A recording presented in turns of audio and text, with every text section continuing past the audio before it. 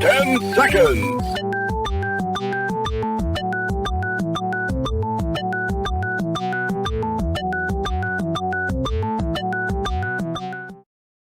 Now comes the part where we throw our heads back and laugh. Ready? Ready! How dare you!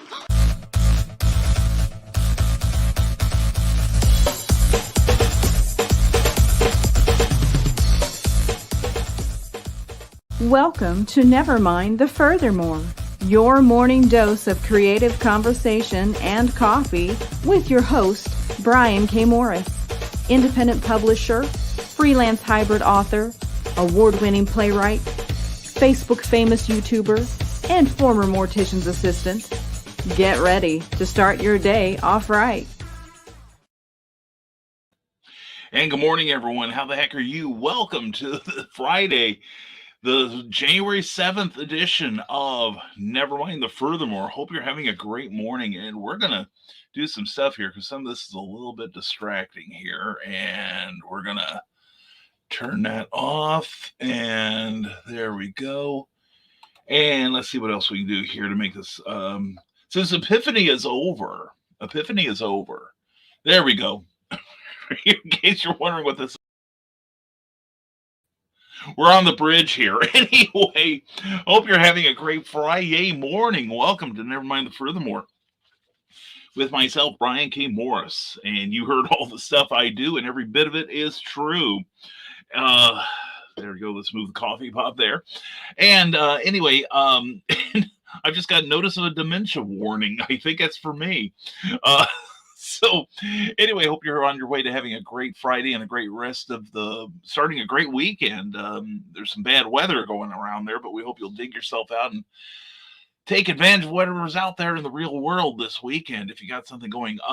And whether you're watching us live or on the rerun, we appreciate your being here. Please, if you're on Facebook, give us a like if you would. If you're on YouTube, molest that thumbs up button. All right. And be sure to do unspeakable things to the subscription service by subscribing to this show and also doing horrible point at the doll kind of things to that bell so you'll be notified of all of our appearances. But anyway, let's launch into the usual stuff, which includes gratitude. We always should have an attitude of gratitude. And ours starts every day with the sponsorship of this show. And sponsorship available opportunities are available on this show, by the way. But anyway, we want to say thank you to Plasma Fire Graphics. Plasma Fire Graphics, when the look of your book matters to you.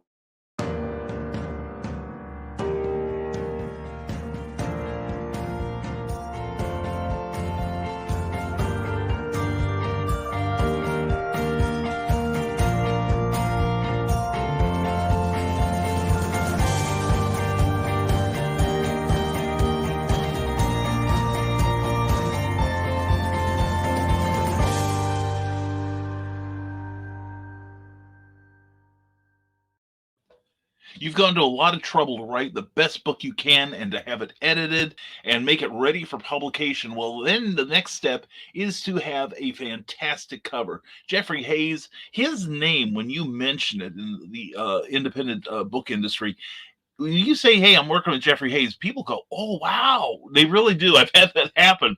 And I'm working with Jeffrey on a couple of other projects for Rising Tide Publications. They'll be out this year. But definitely check out his work. Beautiful stuff. And also he has merchandising that features some of his great book covers, including the upcoming Terrors book by me. And also check him out on Facebook. Check out that beautiful page there. Then go to plasmafiregraphics.com. Check out more of his amazing work. And then contact him and be prepared to be amazed at how indie friendly his prices are. Okay, so check him out. That's Plasma Fire Graphics. Plasma Fire Graphics. The look of your book matters to you because it definitely matters to your readers. We also want to thank our Patreon subscribers. Patreon's a monthly subscription service where you can support your favorite creators with a modest monthly stipend. And these people are supporting us, and we are sincerely grateful. We really are. And to show our gratitude, we give them opportunities to look at works in progress, look at our blogs, got all kinds of cool things going there. And we hope that you will check us out and see all the stuff that we offer you. And many of these people have their own Patreons too that are worth checking out. So check them out at www.patreon.com/Brian K. Morris. And we are part of the Rising Tide Broadcast Network, a group of like-minded individuals who are helping each other bring up their broadcasting game. And today we've got some good stuff going on. 7 p.m. we'll be drinking with the Davies with some great stuff from Christine and Ted Davies. And following that will be the Historical Fencing Guild with Nicholas Anthony Tockard, where he's going to teach you how to kill people, but safely. It's always a useful show.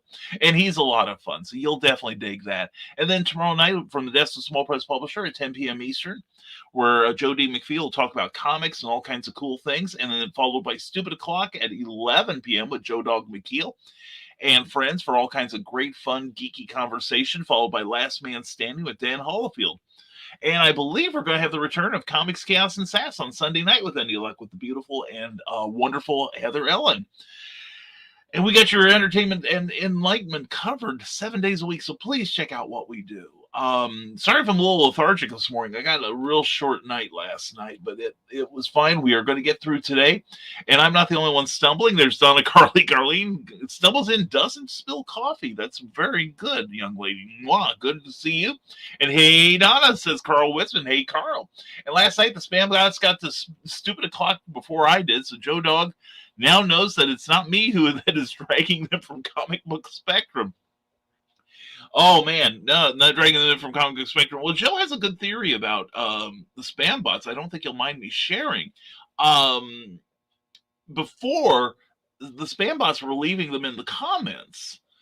And I would go in and eliminate them. That's no big deal. And I do want to publicly thank my admins, Carl Witzman, Joe Dog McKeel, and Eric Hawkins, who do an excellent job of killing these things. They serve no purpose, and they've got some sort of site that I am not going to check out. I actually should do a search about it, see whether it's a porn site or a virus site. It's got to be one of the two. But these guys do a great job in keeping my show safe. And if I don't endorse it, don't go there. That's the bottom line. And yeah, Donna says he said something about YouTube was able to ban them from commenting on save shows, and that's why they've moved to live shows. That's right. And that's why we're getting them. And we're getting an increased number of them. I used to get like one or two, but last night was particularly heavy. I don't know why. Now that makes sense. It's the evolution of a nuisance, like spam calling moving to cellular. Exactly. Yeah. And meanwhile, if you post too much about your book or art project, you get a ban from the whole platform. Yeah, I know. It's making it harder to get stuff going. And yeah, and Donna is going after more coffee. Sweetheart, if you were here, I would gladly share fresh ground and everything. And Teresa Dunn, good morning, Brian and Furthermorians. Albert's surgery got canceled, so now we have to reschedule. Doctor canceled all of her surgery patients. Wow.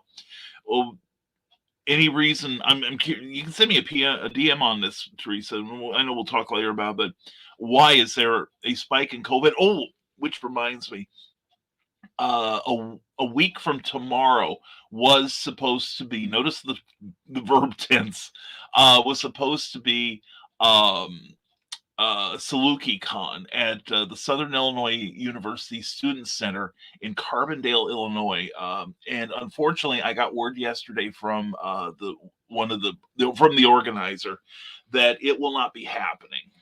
They have rescheduled it to April 16th, and it will be a one-day show. I guess the campus has had a monstrous spike in COVID cases, as has happened all across the country, including here. In fact, we were talking about last night, Comic Book Spectrum during the after show, where the four of us got, the hosts get together, we talk, we don't, but it's not broadcast. If I knew how to let you guys stay and share in that, I would. Somebody's got to teach me that thing, if it's possible. But no, we were talking about that, and we had something like about 1,700 cases last week, which in our county, that's pretty significant. Nose itches, and it's even worse in other places. In fact, we have officially moved to where Got it in time. Anyway, in our county, we have officially gotten to the point where the hospitals basically are full. Even during the worst of the first wave of the My Sharona Miley Cyrus Peter pandemic, we had a goodly number of hospital beds ready. But with the Omicron, and even the Delta, we were doing pretty well with it. But now that we've got Omicron, which is more infectious, our hospitals are officially full. And even to the point where we have been airlifting people or sending people to Indianapolis, which is an hour away from us. And even they are starting to say, slow down on that. We are reaching our capacity too.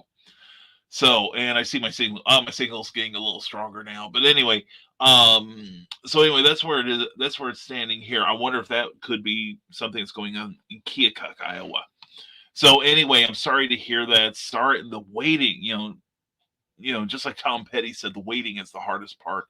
And you get yourself psyched up for the surgery, and then all of a sudden we can't do it, and it's like, oh, I feel for you, Teresa. We'll talk today, I promise. And that is too bad. I hope you can get in soon. I do too. Hopefully you've gotten word on a makeup date. And good morning, Sarah. Mwah, good morning, Darren. Good to see you this early in the morning. Or you probably stayed up all night long, knowing you being the night creature that you are. And Sarah's up early. I know, Carl, right? And unusually so, she couldn't stay away from me, and who could blame her, right? Look at this tasty piece of man candy and ask yourself, who could stay away? Anyway, everyone's saying hello. And Donna says, sorry to hear that, Teresa. I hope it gets situated soon. And Carl says, I'll check the basement for pods, old sci-fi reference. I remember that. I remember those. And hey there, Donna.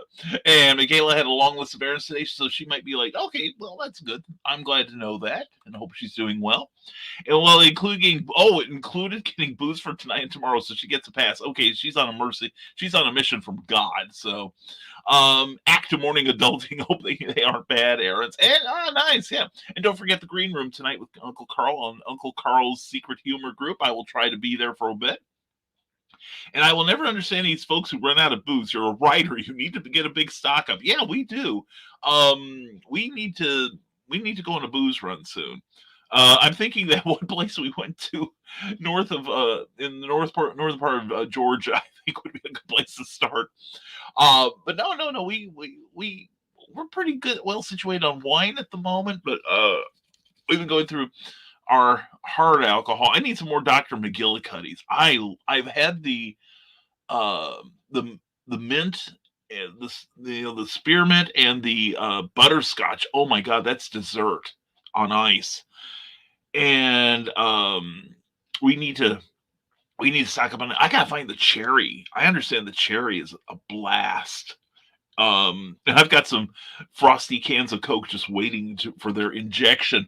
Anyway, I can understand running out of gas or bread, though. Yeah, I mean the minor things in life, but comic books and booze, we gotta have that. In my case, I live in a place where I'd have the hide booze, dry house. And you scared me there, Sarah. Yeah. Fortunately, ours is practically dripping from the walls. This is not a wet house by any stretch of the imagination. Oh, and by the way, thank you to everyone who wished Cookie a happy birthday yesterday. We had just enough time to go to lunch together at Red Lobster.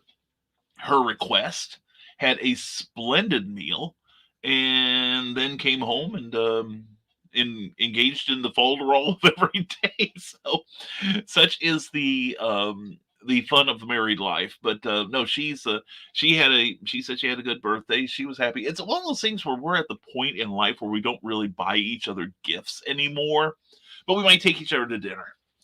But it is part of a bit of a frugality thing too, because we're saving up for a new vehicle. And we're well on our way. We're doing good. We got to eliminate the credit card debt. We are real close to that. Following that, we're going to save up some money and get us a van, because we want to make day trips. We need to have Sarah Con. That's all there is to it. We've had Michaela Con. We need Sarah Con. We might have to have Rick, Amy, and John Con down south sometime. And Kathy and Matt too. But anyway, Donna says Sarah she needs to take her daughter to her work to get groceries, and she's not out of booze, but she's stocking up because of the weekend weather. She wants to have plenty on hand. She must be having some bad weather up where she is, and I hope that's not true because now that I think about it, I'm gonna look up hours. I'm looking at the thing, it says 3 degrees and sunny, and I'm like, dear Lord. There we go. And calling up NOAA. I always go with the National Weather Service. And Carl, why does this thing keep wanting me to go to the Xfinity website? What in the heck? And let's go there. All right. And now NOAA. And there we go. And all right, there's it. And there we go. It keeps sending me to Xfinity. How do I disable that? Anyway, I'll work on that later. But anyway, yeah, man, I hope not. I know it's supposed to get a little better here. We're supposed to get some rain possibly tomorrow. But that's crazy. But yeah, right. I understand, Sarah, and good thinking. And Jake Twister mocks us with his laughter. Hello, Jake. How are you, brother? Good to see you this morning. Ace Bonnie, good morning. BKM probably cannot decide to wear pants or not. Good morning. I decided, but what's my decision? PayPal me $20 and find out. Good morning, Jake. Good morning, everyone. Says Carl Witzman and William Quinton. Good morning to you. How's your campaign going? Please promote. And Ace and good. Carl greets Ace, and we know this one. I was excited. Hello, wonderful people. Wow, that's Keisha Acuff. Everyone, give her some love there. We love you, Keisha. She's got all kinds of great broadcasting, and she's got a book out now. So. Keisha, leave a link, okay? Because we got to buy your book.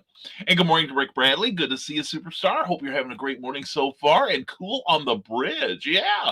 And Ted Davies Artistry, good morning to you. Good show yesterday. You and Glibby Fleming. Brand new Comics Unlimited comic book show. Thursday belongs to the comics. And we have got them here on the Rising Tide Broadcast Network. And finally, I can upload Bone Meal again. I prefer oat flour, but that's another thing. And good morning, Willow Schuyler. Mwah, beautiful to see you, beautiful lady. Hope you're doing well. And good morning to Acuff Creations. Good morning, Keisha. Mwah, always a pleasure. Everyone's saying hello. And yeah, all at once, they all stumbled in the door here, Carl. And woke up today with socks and sandals on my feet to get down to the studio with a massive snow down. Oh, Jake. Oh, man. Good luck, brother. Don't go out in sandals, though, because I'm looking at the weather on my taskbar and it says it's 3 degrees out in Lafayette, Lafayette, Indiana, not Illinois. God, I'm having flashbacks and monkey meat that bell. That's right. Yes, if you missed Comic Book Spectrum last night, you missed the discussion about Eric and Clyde we're talking about their monkey meat. And we had a first-time event on the show. There is now a grade beyond which before we were just throwing our books across the room in disgust. Eric Hawkins has paved. Eric, who was the first one to throw a book, has discovered a new way to register his displeasure with a book. It's like, oh my God. And the funny thing is, I went online last night after Comic Book Spectrum, and I'm seeing nothing but raves for Monkey Meat. It's a comic book from Image Comics called Monkey Meat. And the concept is great. I love the concept. But from what I saw, I was not entertained at all. And neither were Clyde or Eric. So that was fun. It was a fun show last night. Definitely check it out. And the audience was on fire last night. We didn't even get to the reviews for a half hour. That's when the show's working. Rick Riley said, yeah, they closed the schools here in West Frankfort. Half the high school doesn't have heat, and it's supposed to get to -2 wind chill today. Last night, yeah, fortunately, Cookie got to work inside the plant last night. But last night, here in Lafayette, the wind chill was down around -10 rather. It's pretty, whatever your weather is right now, folks, we're going through some bad crap in January. Be sure to take care of yourself. And if you know someone who maybe doesn't get out, someone who's got limited mobility, please check on them. All right. I used to do that with my next door neighbor before she passed away. She had mobility issues, and I always made sure that I made sure she had my phone number if she needed anything. But check on people you love, okay? And hello, Nevermore. It's Mike, Jimmy, Lorcia, the Bruin. What to you, you lovely? How are you this morning, my friend? And someone randomly asked me if I was okay. It says Sarah, not sure what I posted to raise concern. Maybe they're just worried about you, period. It's like, oh dear, what's Sarah up to now? I get that a lot. And thank you, Ryan Permisson, for sharing. Thank you so much, my brother. And happy Friday, Nevermore. How are you? We are doing well. Looking forward to a chilly weekend, but a weekend nonetheless. And again, for those who came in late, SalukieCon has been canceled. That was supposed to happen on the 15th, 16th of this month. And I'm going to send some notice to like my Patreon and my newsletter people, which, by the way, you can sign up for my newsletter at www.risingtide.pub. It's easy to do. It takes just like 10 seconds. And the next issue will be going out in February. And we're pretty light so far on convention appearances, which is just what I was going for.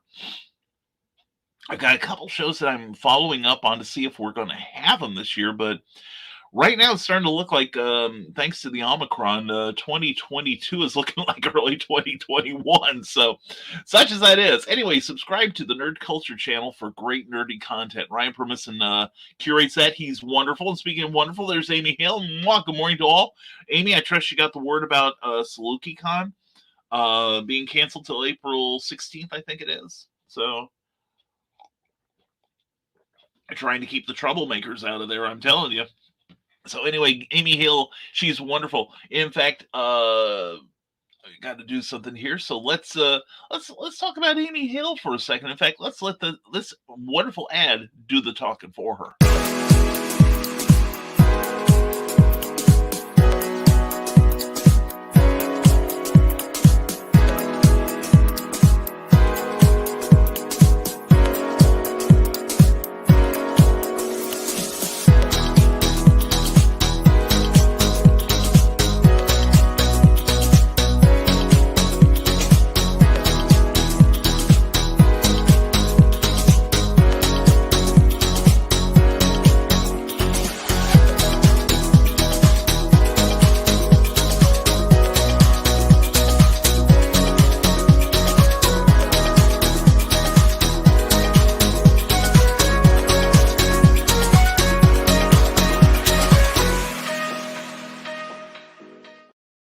She is sassy and she is fun sized. Definitely check out Amy Hill and her work. Fantastic writer. Really wish I could write that well. She's amazing. And please check her out at authoramyhill.com. And check out her latest book, Neurosis. Great book. Really gripping novel there. And so good morning to you, Amy Hill. Mwah. And Sarah, by the way, I'm doing well. I knew that. Sarah and I talk constantly, and she is doing well. Glad to hear that. And Mike Jimmy says, people ask me all the time too. It's not easy being green. Carl Westman says, people do it to me too, Sarah, when I post a joke. Some people take stuff too seriously. Yeah, it's like, that's why I share a lot of stuff on my Facebook page, but I don't really share a lot of me on there because, one, it's too easy to vent. And, I've had a few times when I have posted something and people worry about me, which is I like, which it's gratifying, but just the same, it's like I'm reasonably okay, but people do take a lot of that seriously, and sarcasm does not age well on Facebook. In fact, it doesn't age at all. It just goes straight to stink. But yeah, that's why I post a little bit that's me, but mostly I just post for other people. It makes me happier that way. And the top 10 episodes of And I Quote Countdown continues with action adventure writer Bobby Nash. I like him. Anyway, please check out that show. That was great. You will love it. And Carl Wisman, lucky with me, they'll just call the white coats without asking first. They never ask. That's the problem. May I call people because you're insane? Well, gosh, would you please? I'm kind of busy right now. I'll leave the front door unlocked. It doesn't work like that. It's kind of like we have something in this country, Mike Jimmy, called sovereign citizens, which are this subset of people who are actually listed as domestic terrorists. And some of them masquerade as what they call First Amendment auditors because they believe that they can record video wherever they want, which actually what they're doing is they're going in trying to get people irritated to give them a confrontation. And they're like, well, they don't respect our First Amendment rights. Well, our First Amendment has limits, but that's another discussion. And it's funny to hear them when they finally run afoul of the law for trespassing, usually, or sometimes something more serious. But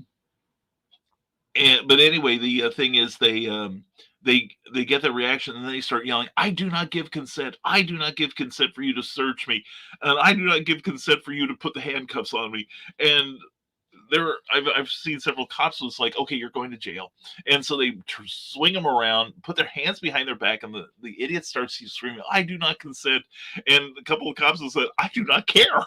It's like, you're going, you don't, we are not equipped to ask permission if you want to be searched or if you want to go to jail overnight. So, yeah. So, anyway, yeah. And then speaking of which, I saw a funny video. There's this one guy, unfortunately, I think he registers on the spectrum. And a number of his fellow, we call them First Amendment frauditors, have taken advantage of it because he's really doing things to get negative engagement with law enforcement by and anyone who knows police work like I do, they have goaded him into one. He dresses like all in black. He looks like he's about to join the Navy SEALs or something, and he walks around with his hand behind his back. You don't do that with law enforcement. Here's a handy tip, folks: keep your hands in plain sight. If you do move them, make sure you let the policeman know about it. Like, I'm going to reach for my wallet for my ID, or I am carrying, that's a whole nother discussion there. But this guy was walking up and down of a main thoroughfare in front of a fire department, carrying basically a carrying case for a rifle. And he's doing things like ducking behind vehicles and watching traffic, or standing in the bushes with this thing very visible. And he had three cop cars come out, and they were like at a distance, saying, drop the case, show us your hands. He's like, I don't give consent. I don't give consent. And they finally came up on him, and he's like, I don't have any guns, go away, I don't give consent for you to search me or my case. And he got tased last night. He got to ride the lightning, and it was highly gratifying. Although like I said, this guy has issues, and unfortunately with the thing with his so-called friends goading him to hide his hand behind his back, he's gonna get shot one of these days. So that would be a bad thing. That would be a horrible thing. Anyway, join Brian Permisson Saturday at noon to lighten up this mood that I've now created for the season premiere of And I Quote with writer and documentary filmmaker Glenn B. Fleming. I know him too. I am 17 pages away from finishing the edit on one of his books. #progress. I'm hoping to get it done by tonight or tomorrow tomorrow at the latest. So, but it's really good. And the temperature has just risen to 4 degrees in tropical Lafayette, Indiana. Details as they occur. Anyway, join Ryan Permisson live noon, or actually, live with Glenn B. Fleming this noon on his YouTube channel and on Facebook. It's a great show. And I quote, and Carlene says, maybe no last man staying tomorrow night. Dan might be working overtime. I thought, oh darn, I thought he was done with that. I'm sorry to hear that. Eric Bradley says, go and check out my author page on Amazon. There's the address, and get access to Marvin's Night Out, the Nightmare Collective, the award-winning Pulp Reality #1, and Tales of the Weird and Strange. He promises they will entertain, and I will hold you to that, young man. In fact, I know Pulp Reality will entertain. I'm in it. Rick's in it. Bobby Nash is in it. I'm an award winner now. I don't know that. And Clyde Hall. Clyde Hall's in here. A whole bunch of people. Clayton Merwin, Bobby Nash, Clyde Hall, Ted Davies, Stephen Burks, me, Charles F. Millhouse, Damian Villiers, Kelly Lynn Austin, Candace Comaleri, Lance Footer, Pete Lutz, Rick Bradley, and Lawrence Everett. All kinds of cool people. Check that book out. It is available on Amazon, and find out why it won 2 Pulp, uh, Pulp Alley Awards. It was Pulp Factory Awards, excuse me.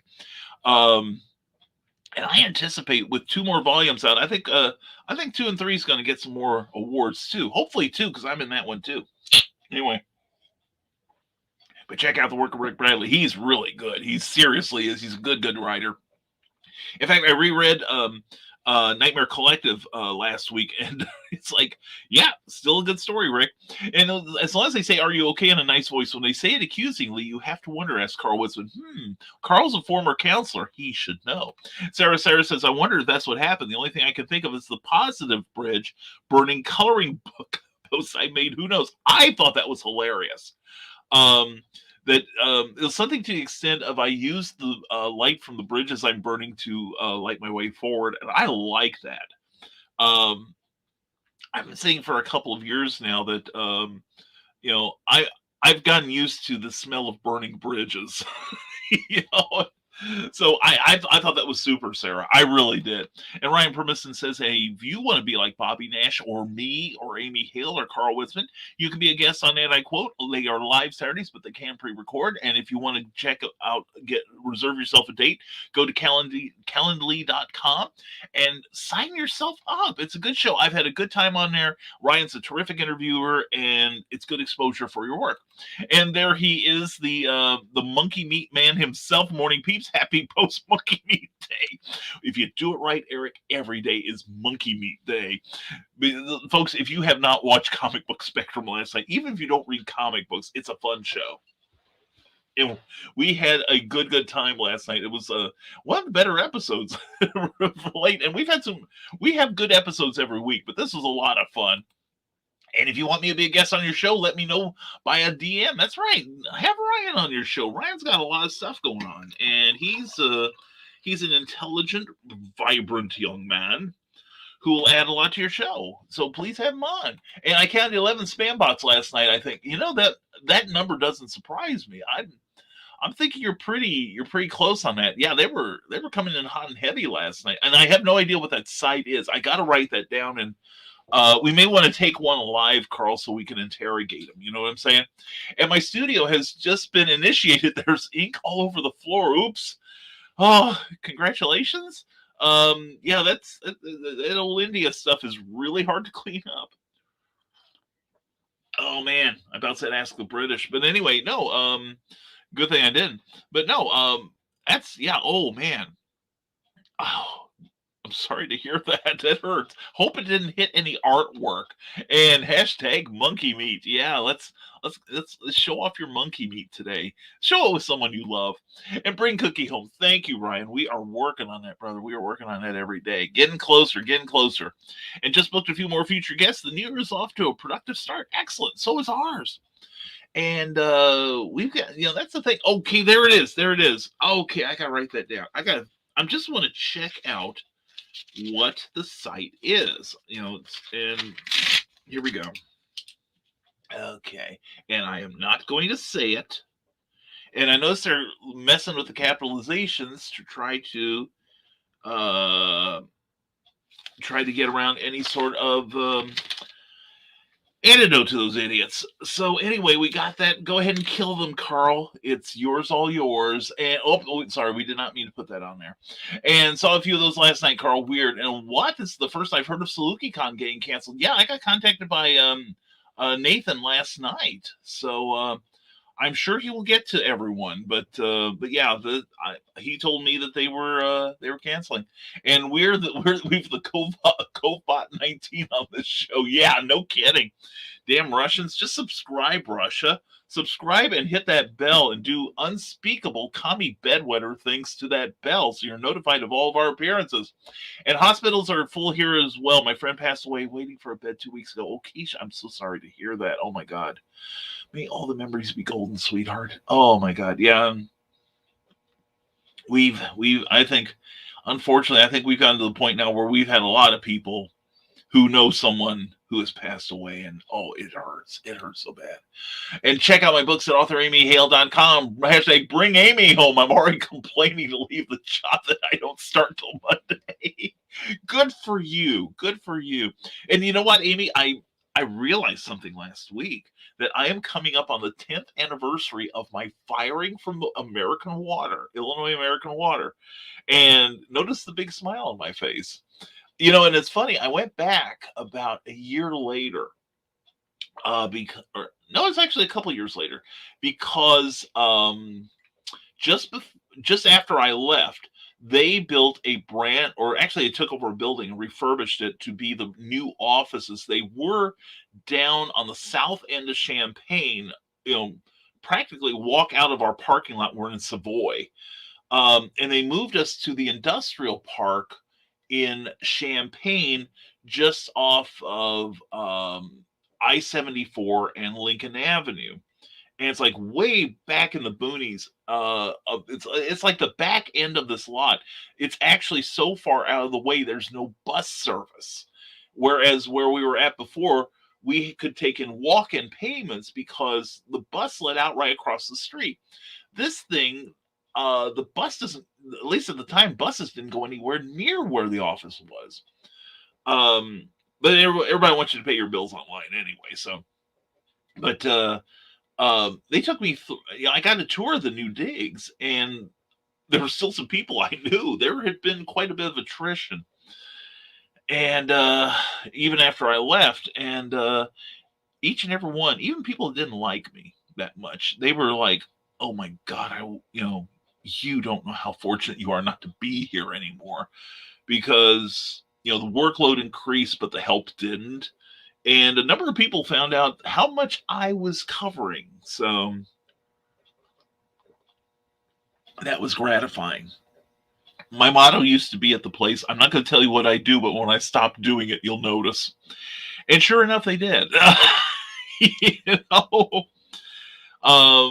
we were talking about that last night in the after show, that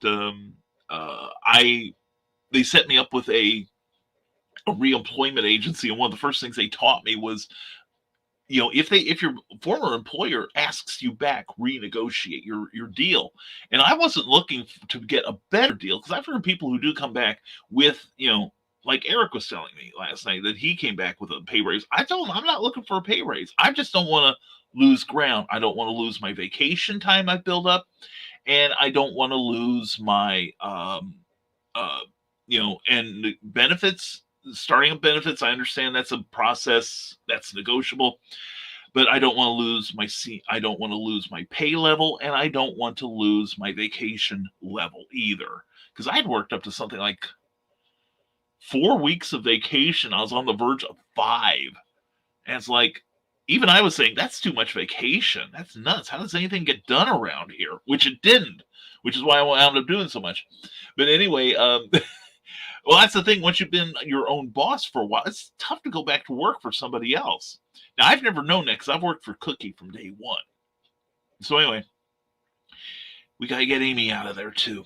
We got a mission, folks. Please check out authoramyhale.com. Go to amazon.com and Smashwords and pick up some Amy Hale books. You'll be glad you did. Seriously. Will Schuyler said, my company, Starbucks, has been updating their computer purchase point of sale system. Lately, our product was coming up as French, which brings me to this conclusion. Oh my God, that's horrible. And anyway, I'm so sorry. A-Cuff says, Sarah, and brotherly hugs for Keisha. Definitely send some love and hugs to Keisha. Love you, hon. We really do. Also, with every variant for Life on Korra number 5 now done, we're ready for launch next week. Excellent. Let's Mike, Jimmy, I want your presence here. We're going to help you do it, okay? And from adorable to horror, it's amazing to see so many versions of these creatures. Well, that's the thing in writing. I've had this discussion with like Bobby Nash and Charles F. Milhouse, who have created some great characters like Abraham Snow and Captain Stephen Hawkland, who I've had the privilege of writing. And I'm doing it now with Doc Saga, a character I created that we're going to be doing the book this year. I promise you, Rick Bradley, we are. And it's it's kind of fun to see what people do with your creation, how they see it.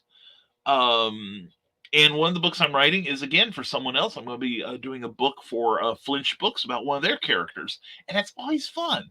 And it really is flattering when they ask you to do that or allow you to do that when you ask, because it's like they're entrusting their brain children to you. You could do a lot of damage. So, but someone who doesn't do any damage except in gaming and warfare is Nicholas Tockard. Good morning, brother. Good morning, all. Did someone say night creature? Yes. There's a bunch of us here. I'm still nocturnal. I start to run out of steam around 2:00 in the morning, but that's one thing I have enjoyed about Cookie's adjusted work schedule is that I get to stay up a little bit later. Before I was going to bed between like 9 and 10 because she had to get up at 4:30, 4:00, and like that's a stone cold drag. The only nights I go to bed early is if I have to get up real early to go to a show anymore, like the Toledo show we did a few weeks back in December. I got up about 4:00, I think I did. Wound up getting here an hour early too, so I know better next time. I was also anticipating bad weather on the drive up. So, but anyway, so that was a pretty long day. I would use the F bomb here. Thank you, Lauren Waldron. I'd use the F bomb, but Cookie's still asleep. So anyway, yeah, night creatures abound here, sir. It's like where the wild ones are. You know what I'm saying? And Rick Riley Marvin did not expect his cross-country trip would end up with an ancient evil pursuing him through the woods outside the small town of Eden Falls. Yet he is now fighting the woods themselves, trees ripped right out of H.P. Lovecraft's hunger for his flesh. Check out Marvin's Night Out, a book that even Brian K. Morris liked. He hates everything. Check that out. And it is a good book. And The Nightmare Oasis, Rick is in that. That's a really good anthology with 8 different writers. That was, like I said, I finally finished the whole book. I read a couple of the stories when it came out, and I just kind of put the book aside, and I thought I need to reread those stories and read the whole thing. And I haven't felt like rewriting that story, so I guess I did okay. So anyway, please check it out. That's Nightmare Collective and also Marvin's Night Out, available on Amazon. And hi, Skunk Rocker. Good morning. How you doing, Skunk? Hope the day is going to treat you well. And sorry to hear about that, Teresa. I hope it's sorted out soon, as do we all, Amy Hale. And hey, you skunk, from Mike Jimmy and Willow Skyler. You cannot make your frozen food fancy by using the French name for it. Well, what is that old saying? When I was growing up, the French have a word for it. Every language has a word for virtually everything. Like, that's why we have synonyms. Rick Riley says, right, Carl, I haven't drank any alcohol in years, but I will have some Chopin potato vodka in the freezer just in case, because you never know. And now mix my famous Dr. Bleeper. That sounds good. I don't even know what's in it, but I like the name Dr. Bleeper. And Dr. McGillicuddy's cherry is amazing. For what I'm thinking. Anyway, I love Dr. McGillicuddy's. Yeah, I've like I said, I've had the butterscotch. That is amazing. And I want to buy some ice cream and put it over, but I was drinking it on ice. So, and the mint, I think that's refreshing. It tastes great, and it kind of perks you up. I really enjoy that stuff. But yeah, I'm looking for the cherry next. I think they had like 4 or 5. I think they also had peach. And I'm eager to try that too because we like peach. But yeah, definitely. Oh my God, yeah. Amy Hale and I are on the same page when it comes to alcohol. And that was another thing. I was going to visit that liquor store down in Marion when I was down there. There's a nice store on Marion, and then it's on Route 45 from Harrisburg heading north. There is it's the next big town has that Big John's grocery. I can't remember the name, but it has it doesn't look like much, but it's got a great selection. There's a really nice liquor store up there that Cookie and I hit after BirdCon last year. And yes, in case anyone's wondering, my liver is about the size and density of a walnut now. So anyway, Jake Twister said it's Dr. Pepper with the tequila and a hint of lemon.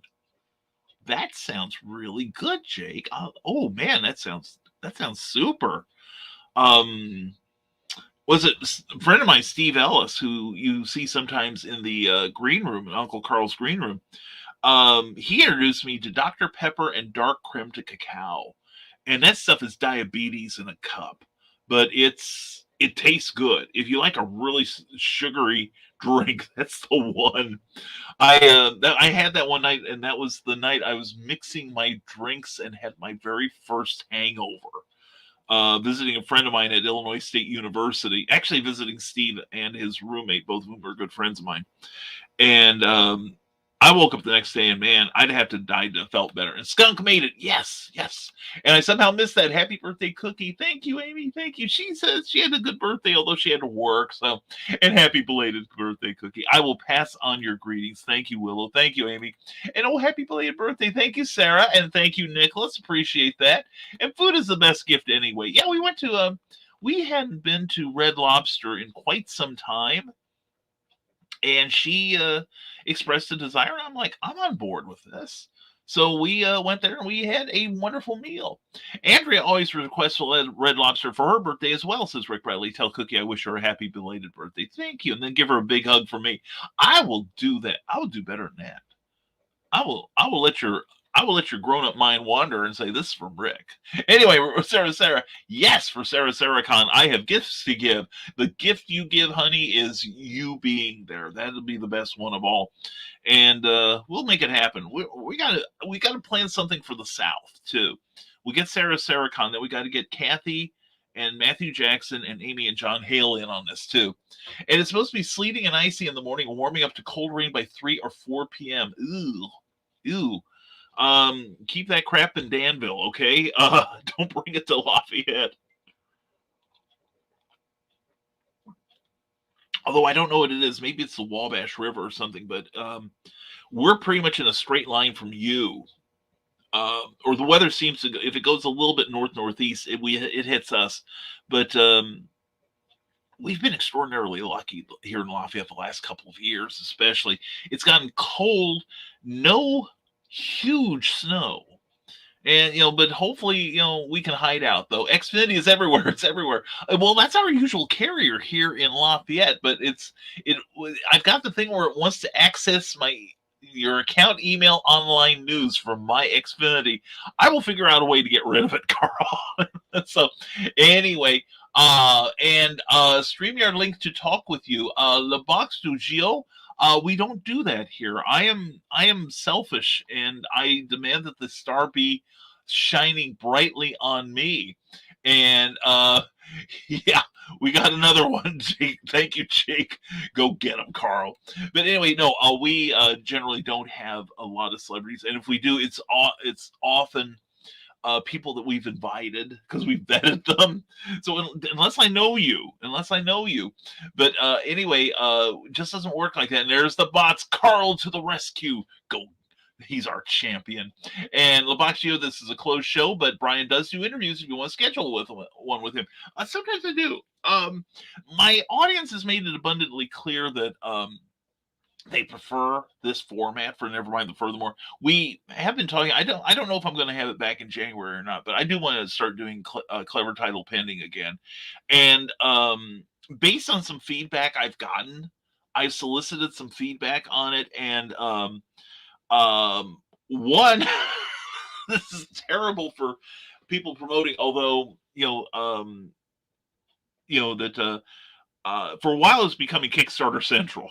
I admit that, but I wanted to talk to these people. I wanted to talk to you. That's why I had you on the show. I wanted to talk to you. The fact that that you do Kickstarter, it doesn't matter to me. Michael Watson, same with him. I mean, if we can get him a couple more dollars, I'm all for it, and I want that. But I developed a theory that, or rather, a slogan for the show that I don't care what you have to sell. I care what you have to say. And I wanted to talk to Mike Jimmy because I wanted to get to know him better. And same with Dan Doherty and a whole bunch of other people. Seth DeMoose, they just happen to have Kickstarters going. But I wanted to talk to them. and find out what make them tick. And that was the purpose of the show. But for a while, I was getting a number of people who I was convinced that Kickstarter was telling them, "Thank you for launching your show. By the way, this entitles you to one appearance now on one of Brian's programs." So, and that's not the case, because I saw. I'm not going to name the show. I have in the past, but I'm not going to name the show this morning. But I saw one show where somebody who had a Kickstarter came in, and it was someone who, thank God that you don't see much of this. He was portraying a character. I don't know if it was a professional character or if it was somebody from one of his comics. But he was in character, and the fact that he was wearing a mask made out of tinfoil and duct tape and feathers should have been the first clue that the wheels of the train were not exactly on the rails from the start. And he did not break character the whole show, and it was like an F-bomb bonanza, along with the kind of behavior that gets you shot with a tranquilizer dart.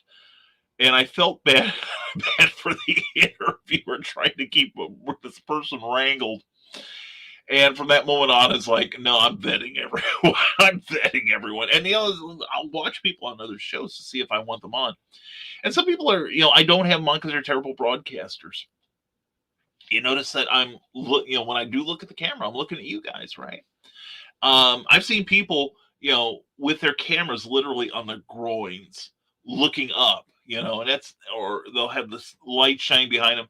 And there was one person who kept saying, "Well, you gotta have me on your show. You gotta have me on your show." One, I wouldn't have him on the show because he's always negative. And I'm not having that. Two, a person of finite ability. I really don't know what he has to teach my audience.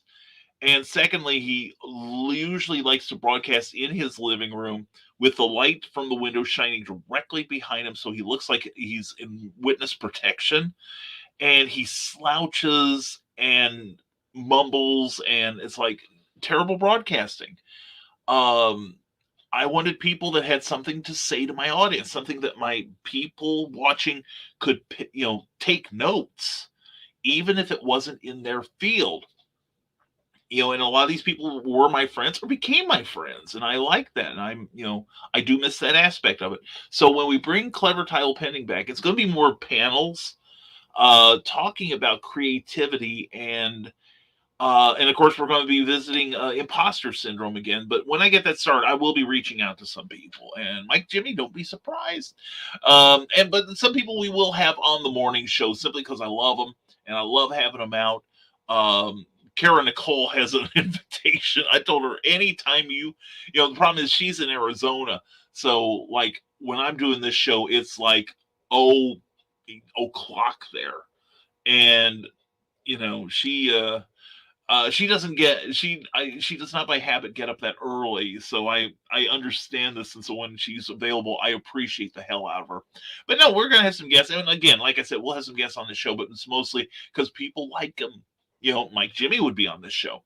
Also, I just reported, Bot says, Sarah, good for you. Willow Skyler says up in Winnipeg, it's currently minus 22 degrees Fahrenheit, minus 30 centigrade. Either way, it's cold. You called that right, Will. God, I can't even imagine that. I think the worst although it's close, I think the worst temperature I've ever been, I think was like minus 15. That was, there is a reason, I've said this for years, why I think the Eskimos consider hell to be ice and snow rather than fire and brimstone. And I think the Eskimos have it. Anyway, right there is Amazon.com. Carl, I hope that's that was Keisha's book. Oh, okay. Thank you, Carl. Yes, definitely. Check out this link here. If you're do a cut and paste and pick up Keisha's book. It just came out. Let's encourage her, okay? And Will Schuyler want to switch. Dear. And Rick Bradley says monkey meat works great as confetti. It's also a dessert topping too. And nice. And thank you, Carl. Thank you, Keisha. And Mark Lerner, Greens from the Prairie. The brass monkeys are trudging southward. Yeah, I imagine that, Mark. Good morning to you, my friend.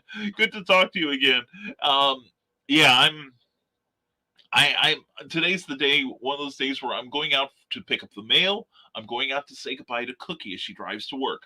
I am not leaving the house otherwise, because I'm a great big pansy. Anyway, I love your stream. Well, thank you, kids, children. I'm sorry. We are going to go back and blur that. I did not see the graphic there, Carl. I am sure you are going to go after it, and we got some more bots. It looks like. Anyway, well, it's supposed to go somewhere tropical, Jake, and yeah, and not sure if Norway counts as tropical. I'll take it though. And good morning, Anna Maria Salvaggio. Hope this finds you well. Mwah, darling.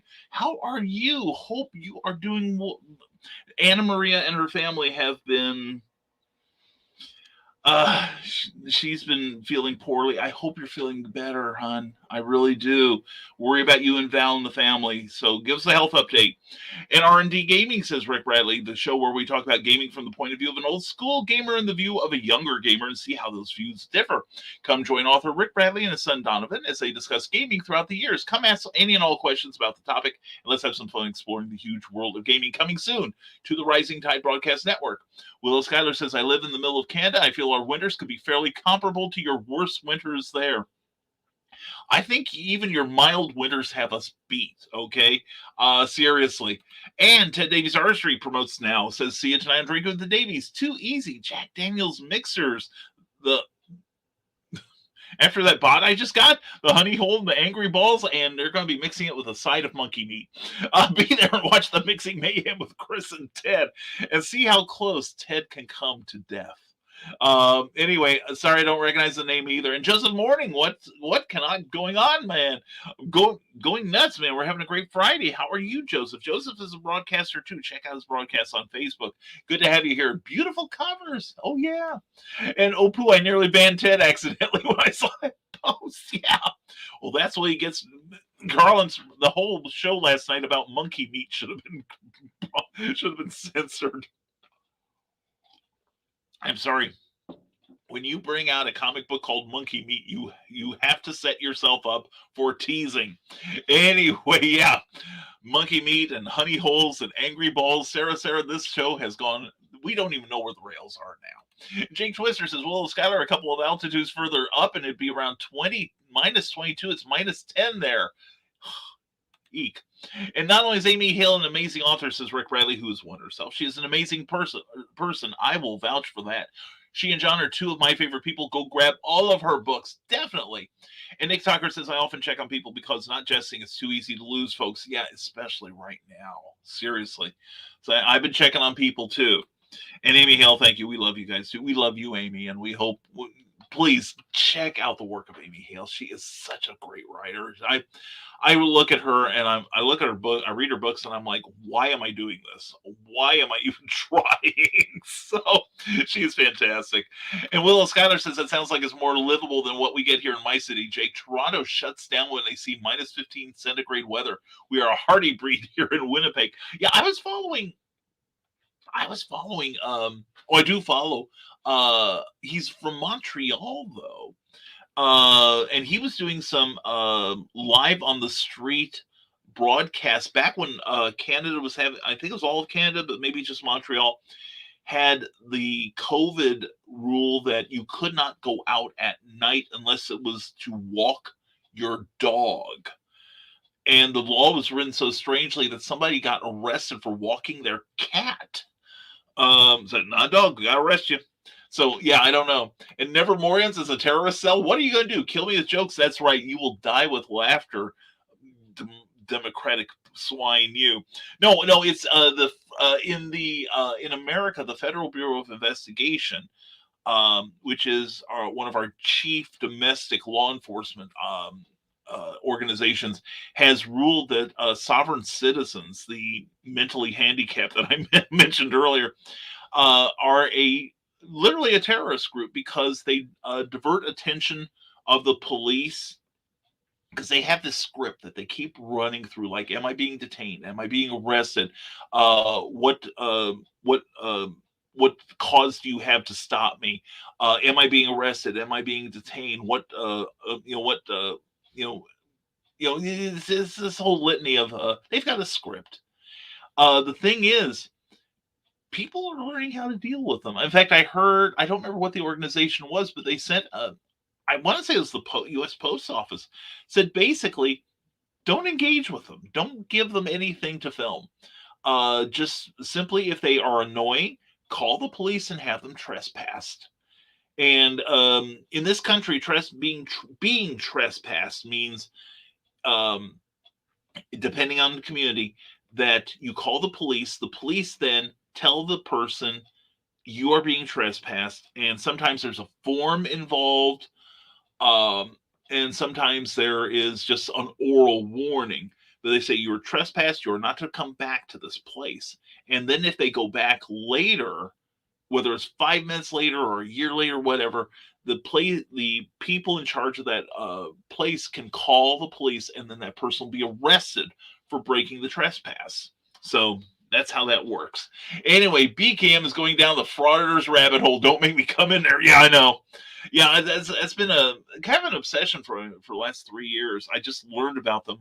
It's a conspiracy theory thing. And some people do it because they genuinely believe that nonsense. It's fascinating. But I like, especially now, like I said, law enforcement seems to be getting the clue about these guys. And I knew something was up because I've taken the police course here, and I wanted to ask, I got to go on ride-alongs with the police, and I would ask them about sovereign citizens. And they let me know quickly that they found it a touchy subject and didn't want to discuss it. So I'm like, dropping. Anyway, Sarah says hilarious videos I've seen are when people call the police because their illegal drugs are stolen. Oh my God, yes. Well, it's like when I did my ride along, the first case I went on involved like a shady deal on Craigslist, which is all I can say about it. And she was calling the police because the other party backed out. So anyway, Willow Schuyler says Jake Twister, 20 below 20 is when the fun starts on the highways. Oh yeah. And Nicholas Stockard is going to have the first historical fantasy live stream of the year tonight. I'm going to watch that. It's going to be fun. And if there's one thing Rick Bradley's learned in his time, is that it gets easier and easier to light those bridges of flame. Doesn't bother me anymore. Makes life easier. And like Sarah says, I use the light to point to the future. I use the light to move on. And I'm going to be on Ryan's show soon. Oh, excellent. Anna Maria. Oh, Ryan. This lady is such a treat. I love her to death. I am an open mouthed awe for her creativity. Her Patreon page is a treat. Check her out. It's under Renmelian. Check her out. She does all kinds of wonderful stuff. I love seeing your posts. And I'll let you flip through coloring books I have. That's not code, people, okay? Quite a few are hilarious, but I can't post on Facebook. And don't follow those links, Brian. You'll get a ransom virus or worse. Yeah, I'm sure. Yeah, I'm sure it's not a healthy thing. So, and oof, don't go to the link. You will be sorry. So, yeah. Yeah, I've learned better than to go down those links. I generally do a search for them, though, Eric, by going onto Google and typing in most of the address without the .com or anything, and then putting like an extra word in there, like scam or research or reviews. And generally it verifies that it's not a good place to be. And well, darn, I was excited to get to hang out with you guys at SalukieCon. I know, yeah, and SalukieCon's one of the more fun conventions we do, but it will be happening April 16th. My Sharona Miley Cyrus willing. So it's a delight postponed, Rick, not out of the way. And yeah, when we do, we're going to have Rick, Amy, John, Kathy, Matthew Kahn too sometime. And Trish Bankston, good morning to you. I haven't seen you in ages. Hope you are well, Trish. Good to see you. Put in a link to your work, please, my darling. And Carl Wisman, Eric's like yelling at the guy in the movie, don't open that barn door. That's right. And Carl, the chatbot assassin, is only Sir Terry Pratchett was still alive to write that. Oh my God. I could use that. There's an anthology that's looking for stories. Anyway, Sarah, so I wonder if the booster includes the newest strain. Okay. Down, Carl. I'll keep it brief. The booster does not include the Omicron, but if you have the booster, you have a better chance of at worst lessening the severity of the Omicron strain. Now, the Omicron strain has been shown to be less injurious to people on the whole than the others, than the Delta variant, but it's easier to get infected with it, is the thing. So, but the booster and the initial shots do reduce drastically the effect on you. So, I was reading an article just this morning about how it may feel just like a mild cold at worst. So, but there's always exceptions. Do not take any chances. I've gone back to wearing a mask all the time in public. So anyway, but somebody who is speaking of health compromise, there's the nebulized himself, Mr. Brian Rodman. Good morning, my fellow Brian and Nevermore, as well, my fellow monkey meat lovers. It's a beautiful Friday morning here in Louisville, Kentucky. The S word is all over the place, and I'm a happy breathing bearded Brian. Oh man, I understand. And again, thank you for sharing that link you showed me last night, man. I'm gonna play it for Cookie later. I hope you don't mind. Great thing. Brian's wife, Robin, who is a delightful lady, she is Brian's cookie. That Brian's cookie. Let's put it that way. And she, there is a service, I think it's called cameo.com, where you can hire a celebrity to do a brief shout out to you. And like Charles F. Millhouse got James Marsters several months ago, and Brian Rodman got Kevin Conroy. If you don't know that name, he has been the voice of the animated and the video game Batman for the last 30 years. And he gave like a 5-minute speech to Brian that I was welling up because it came from, you could tell it came from Kevin's heart. And I think it was something Brian needed to hear. It was, oh man, thank you so much for sharing it. What a privilege. And guessing, not yet. Thanks, Sarah. And Damian Walbron. Morning, all just came across my feed, sir. Oh, Sir Sidney Poitier passed away. Oh my God. Man, I tell you, all the icons of my youth are dropping. Man, that's a shame. Such a fine actor and a fine human being, too. And so we lift this very beautiful coffee cup, and yeah, it doesn't look like I can keep the coffee in there, does it? Okay, it's clean now. Anyway, to you, Sir Sidney. Man, what a great actor. That's a shame. Thank you for letting us know, Damien. And as many of my past jobs, I've had friends I worked with who begged me to come back, says Rick Bradley, because I did way more than I was supposed to. But I wanted things to run smoothly. And like the saying goes, if you want something done right, go do it yourself. Yeah, that was the same with me at the water company. We had a guy who was our safety person transferred to one of our Pennsylvania locations. And about 4 days later, somebody from our treatment plant called me and asked me an OSHA question. And I'm like, I have no idea. I really don't. And we talked for a while. We kind of hammered it out based on logic and how OSHA operates, because I was conversant with that to a degree. And we finally figured out the answer between us. And I said, before you go, I've really got to ask you, why did you call me on this? I'm not I'm kind of a free spirit, and you know me well enough.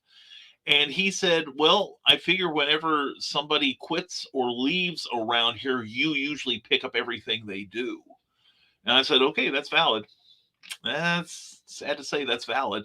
And the thing is, they did find out immediately how much I did around there. One thing is, I kept the union people happy.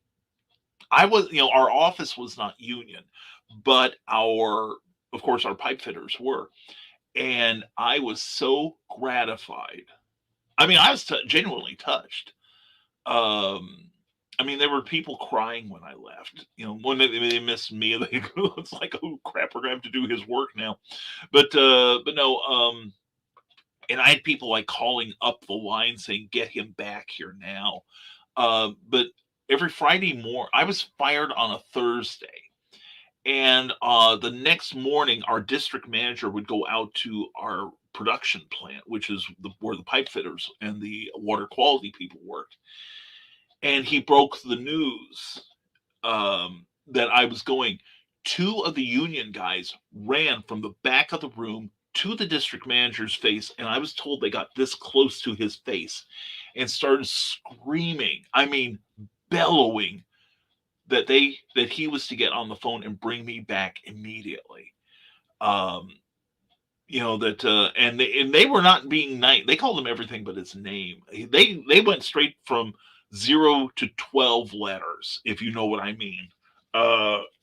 They got threatening with him, and I was told the district manager finally realized what I did around there, and it's like, if nothing else, I kept the peace. But the union guys hated the office for the most part, and I told them I'm not pro-union, really. Long story short, but anyway, I said, but you guys deserve every bit of credit for going out there in all this bad weather, and anytime we can make it right in my office, we will do this. And I had built up a legion of contacts that I'm told were. They said that whenever something was happening in Illinois and my name was attached, they always started breathing easier, that it wasn't going to screw up too badly, or I could fix it usually. And I wasn't afraid to call my contacts and make things happen and cut deals and such. So, and I even had, and the guy who was the vice president of the company was a good friend of mine, because he had been the previous district manager in Champaign, Pontiac, Sterling, and I blank, Streeter. That was the other one, Illinois. But anyway, they got a taste of what it was, what life without Brian was like, and that's why they invited me to come back. But then I said I'm not losing anything, and suddenly the negotiations got cut off. That's fine. And Damien Wolpert says he was 94. Wow, that's a good long run. That's a good long run. And he gave so much. Sarah doesn't recognize the name. Sidney Poitier was one of the very, he may have been one of the first Black actors to win an Academy Award. Good morning, honey. How are you? Good. Oh, I just letting you know in case you want to make you some. It's empty. Well, here, have some of mine. Okay, you can clean that up. All right, Cookie is awake. Oh, and everyone here says happy post-birthday. Happy belated. Thank you, and birthday to them too.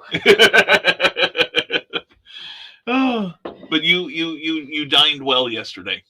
Oh yeah, that was good, wasn't it? That was good. Yes. Yes, I'm glad we got to go out. Yes. So, and it's now 6 degrees. It's risen 3 degrees since I started broadcasting. There's only one thing I can say about that. Oh, let's.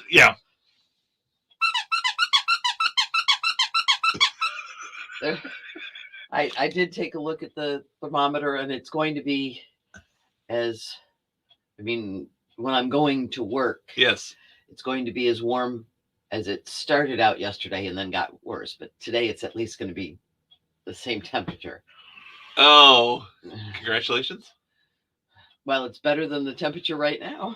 That's true. And you should be grateful you don't live where Willow Schuyler does. You got to meet Willow Schuyler. She's a lovely young lady. Yes. Works for Starbucks way up in Canada. It's currently around minus 22 degrees. That's why we don't live up in Canada. They have Tim Hortons, though. So does Ohio. Good point. Anyway, good luck, Willow. Love you, honey. Love you. All right. Yeah, and Willow Schuyler point. Yeah, Sidney Poitier just passed away. Oh, no, not him, too. Yeah, he was 94. Okay, good long run. Good long run, like I said. I don't want to hear that it's a tragedy, please. Oh, yeah. It's like, let's shot in the back by a jealous husband as he's crawling through the window. That's the sort of thing I want to. Okay, that's a pretty good tragedy. But he always seemed to be a class act. So. Oh, and what a great actor, too. Yeah. Very versatile. Yeah. So, yeah. But he did, I think his first big one was Lilies in the Field. Raisin in the Sun? Raisin in the Sun. Yeah, Raisin in the Sun. That was it. That was a fine movie. And then one I really loved was To Sir with Love. Yeah. With Lulu. Yes. And she sang the theme song to that. Yes. That was a great song. It was it was a terrific movie, too. I don't know that I've ever seen it. I saw it in the theater with Mom. a couple of times. So yeah. Yeah, it's one of those that I was the wrong age for. Yeah, you'd have been like your mom would have had to carry you in her arms. Yeah. Whereas I was disgruntled and grumpy already by then, damaged by life. But yeah, he also did westerns, he did comedies, he did blaxploitation films, and everything he did, to the best of his ability. It wasn't he never phoned in an acting job. Yeah, nobody could ever say that he didn't give his best, even if the script wasn't. Yeah, and he was one of those actors that could class up a script, even if it was, dumb as hell. So, but yeah, he will be missed. Sorry to hear that. Yeah, definitely. How dare they? How dare they? I guess God needed another angel. Sounds good. All right. So, why don't you make yourself some grog? Ooh. We have grog.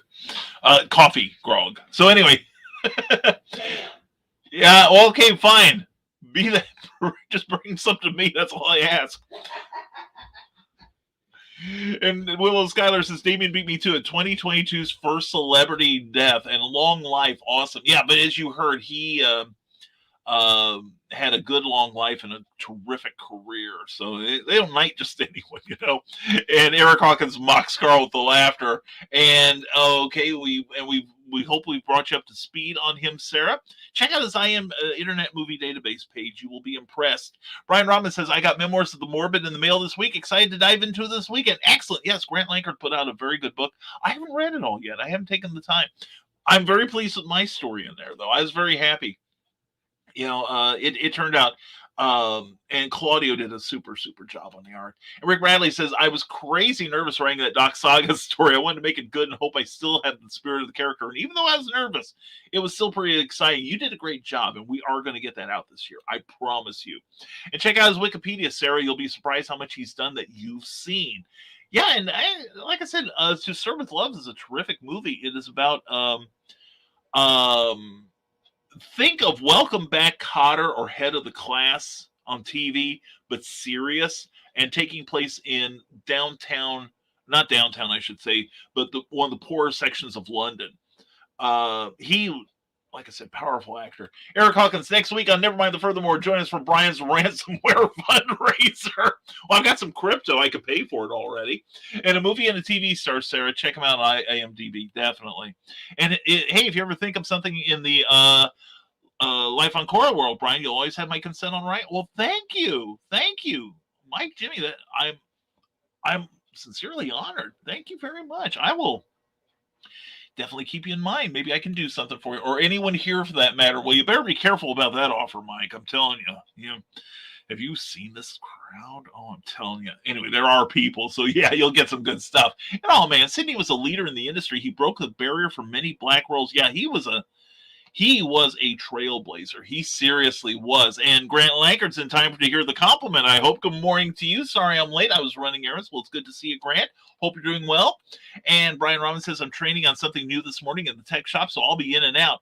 He said in and out. But if I don't get to say anything else, have a wonderful weekend, my friends. And thank you for starting us off right today, Brian. Well, thank you, Brian Rodman.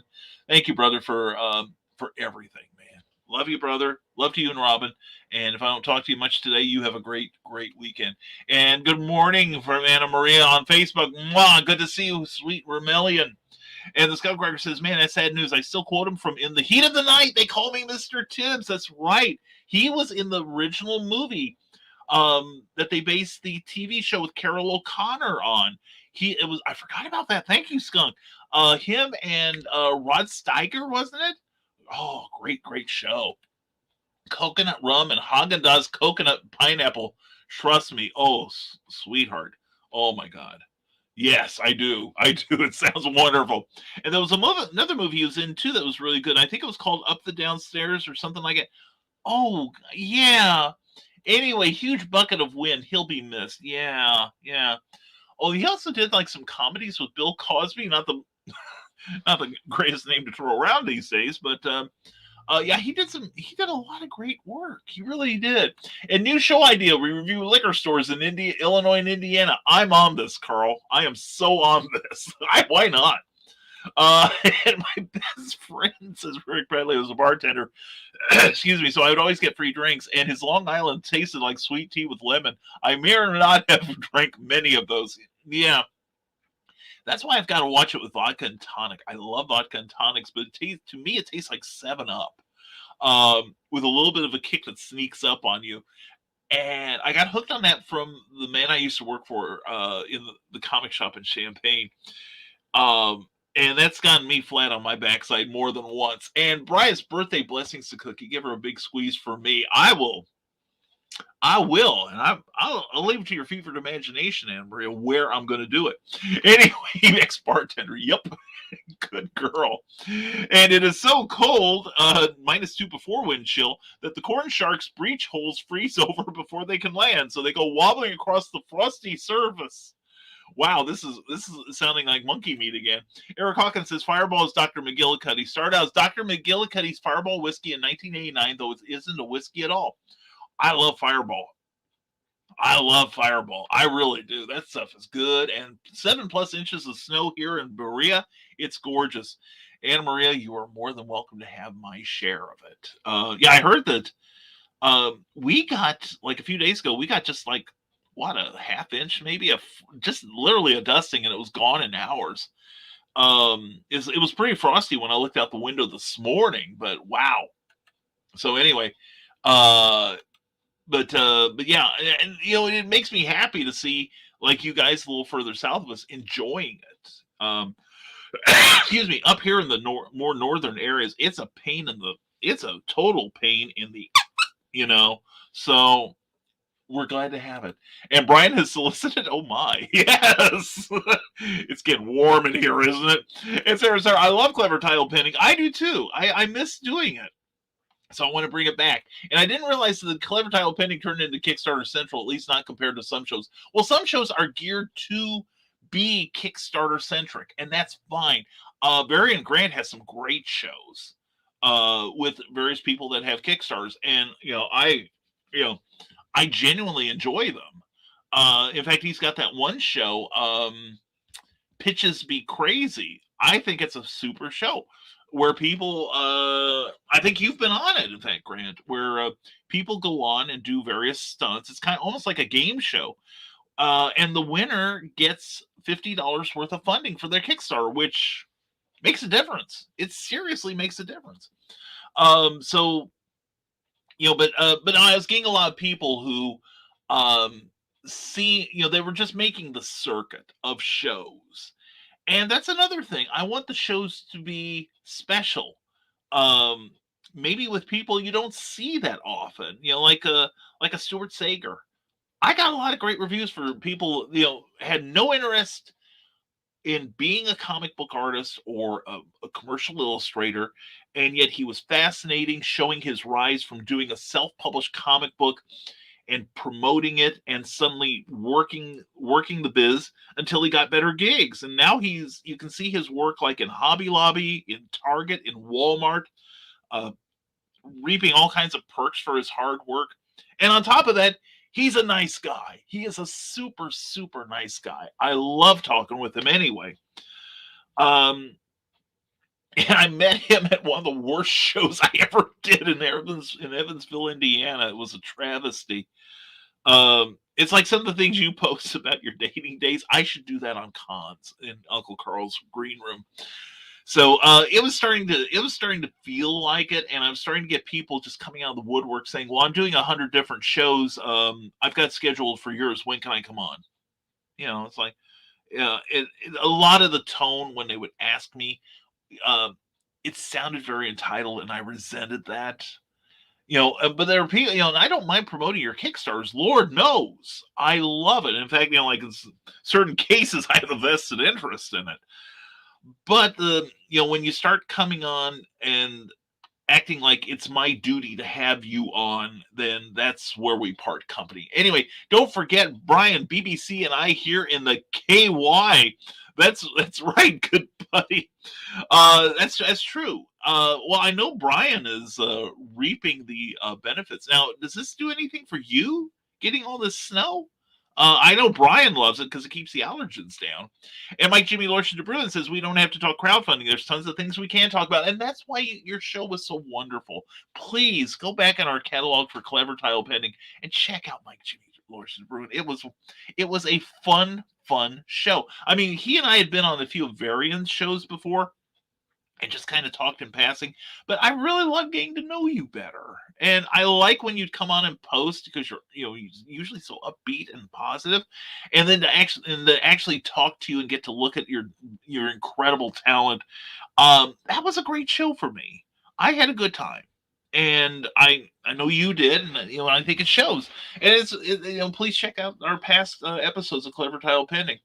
Like I said, we're going to be having it back, and don't be surprised, Mike Jimmy. You may get to tap on the shoulder again. And some shows do nothing to promote. Clever Tile Pending wasn't like that. Yeah, and I tried to keep it that way too. Like I said, I didn't care if anyone had something to sell.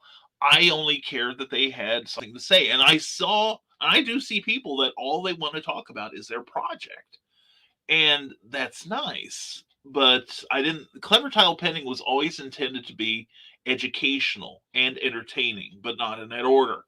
That somebody like a Stuart Sager or people can learn from that, because it doesn't matter. It's like you have your Mignolas and your Kings and your Pattersons up here in their various disciplines, and you and I are down around here. But there's always people down here that need to know what we know. And that was what Clever Tile Pending and what it was and what it is for. And I'm going to bring it back. And not sure where the BBC came from. It was from London. It originally started as an experimental broadcast station and early experimenter with television, mostly the mechanical process at first, from a man named Logie. And eventually expanded into a global radio, basically a telecommunications service that is, in fact, one of the most trusted news sources in the world. Glad we can help, Damien. And I still do still shows. Let's talk instead. Yeah, isn't that more fun? Because I did some of the shows. There weren't as many back when I did my Kickstarter, which was 4 years ago, Eric? Holy crap, I need to do more. But anyway, I did as many as I could, and even I got tired of talking about me. And it's funny because I kind of like getting people when I was doing these shows. Again, it was because I like the people and I want to get to know them better, or I just want to talk to them because I don't get a chance to talk to them, like this. And I had a couple. I like giving it towards the end of the run because I get a little more time with them usually, because a lot of people are doing like the heavy hitting at the start of the campaign. And it's fun almost in a cruel sort of way to see how tired they are.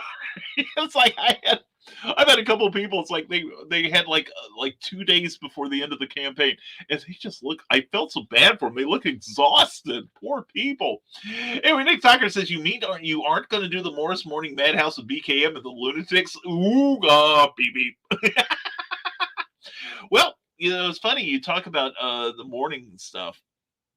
BK Minutes, which we had to give up because of various personal factors here in the household. It taught us a lot. We got some great response to it. We are going to bring it back in another form soon. It's going to be pre-recorded, longer form, more deeper dives into the creativity process. So we're going to have fun. And Trish Bangston says, as a big backer on Kickstarter, I watched who you had on because to me that made the project something to look at because we value your opinion. Well, thank you, Trish. Thank you very much. And, you're somebody else. I want to tap you on the shoulder and get you on one of these shows sometime because I know you've got things to say.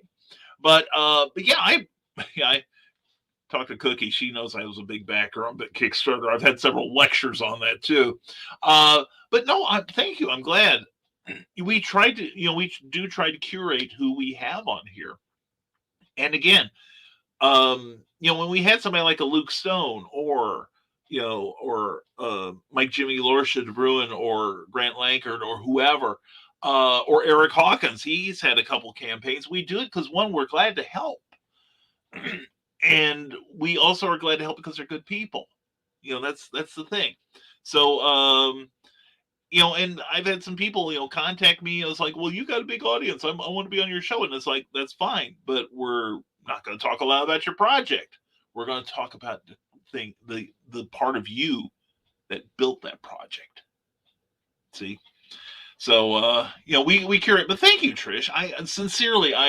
I appreciate that. I really do. And that's why when we bring back Clever Title Pending, I want to make sure it's right. Anyway, I'm still amazed that I made anyone's vetting process. Well, Nick, we got to talk about that. But yeah, Nick's another veteran of that too. And I'll behave in future shows solely to get on an invite. Well, you're another person I would gladly have on here. And I'd love to be on your show again. That was fun. Yes, you were an awesome guest. Let me know if I can lend anything to one of your panels. I'm keeping you in mind, sweetheart, but you get better first, all right? You get well. Sarah, I recently had to block someone for months of badgering me about going through his book, which I kept telling him that the file was too large to open. Asked to break it in half so I could open it. Yeah, and then and after a while, you just want to break them in half too. Well, it's funny. It's like I would get a lot of people sending me projects, to get my, I think they were trying to get a quote, or sometimes they wanted me to publish it, and I just wasn't ready for that yet. I had somebody who, I'm not going to say exactly what it was, and I don't remember who sent it to me. I don't think I've seen them since, but it was like the cover had across the top, let's pretend this is a comic book cover, like right across here, better than the Transformers. Ooh. And nothing's better than coffee. Here, so we can get on screen. Carl?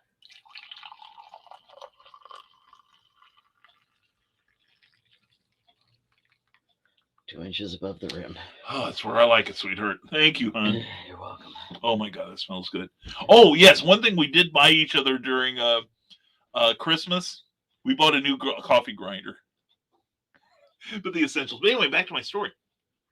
But it's like better than the Transformers, than the title of the book, and it was an anthropomorphic thing, like Teenage Mutant Ninja Turtles or Care Bears or something like that, and then big explosion off to one side, better than the Transformers. The subject line of his message to me was better than the Transformers, and he mentioned like about 5 times in the body of the plea to be on the show and the plea to be on. To have me publish it was this book is better than the Transformers, and I'm like, I want no part of this. One, it's something I learned, that the minute you say that you're better than somebody, the first response somebody is going to give you is, no, you aren't. so and see, I made some progress out there, honey. Yes, you did. Taking some stuff, and I found another box worth of comics to take down. So, no, we're not going to buy another wire rack.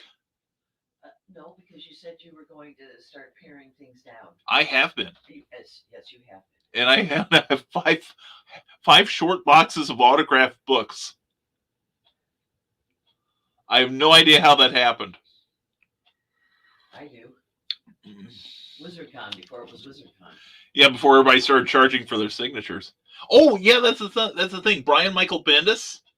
I found a letter from back in our retail days where he had sent us an autographed copy of one of his comics. Oh, nice. Signed to you and me. Sweet. To Brian and Carol. Huh. Must have been in trouble that day. Probably. Well, of course, that's nothing unusual for you. Nope. Or me. I was breathing. Yeah, I know. Same here. Anyway. But anyway, yeah, we understand that pain, Sarah. We really do. I've gotten very diplomatic in my refusals. I'm pretty good at it now. And Damien says, I'm not that bad when I'm interviewed or on a show. No, you are awesome, dude. You are definitely on the list also. In fact, this man here, check him out Tuesday nights at 7 p.m. Eastern, 6 p.m. Central on the Dastardly Dingoes. He is the newest dingo. And you do a super...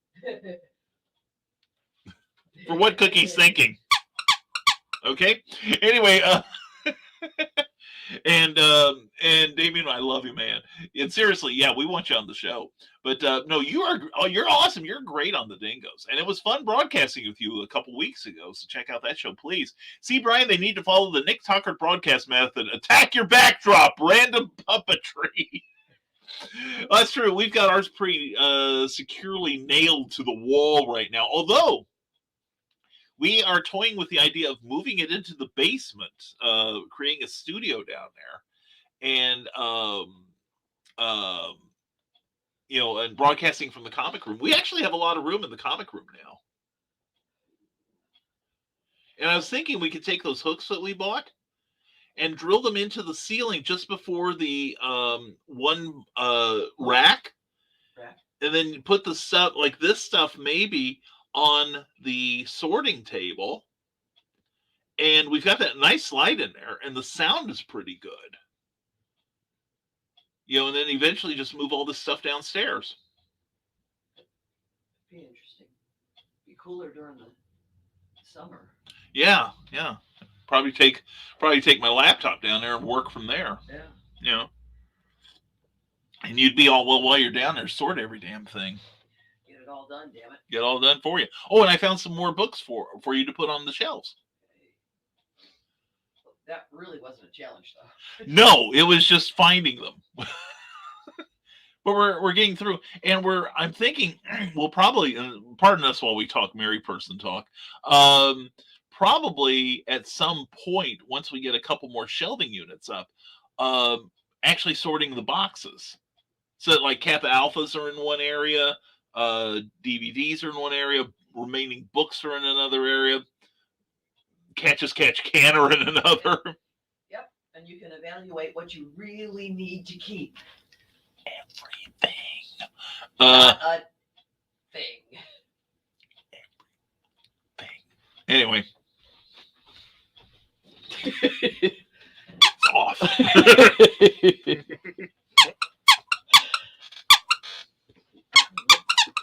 You'll notice it's not working. Yeah, I did.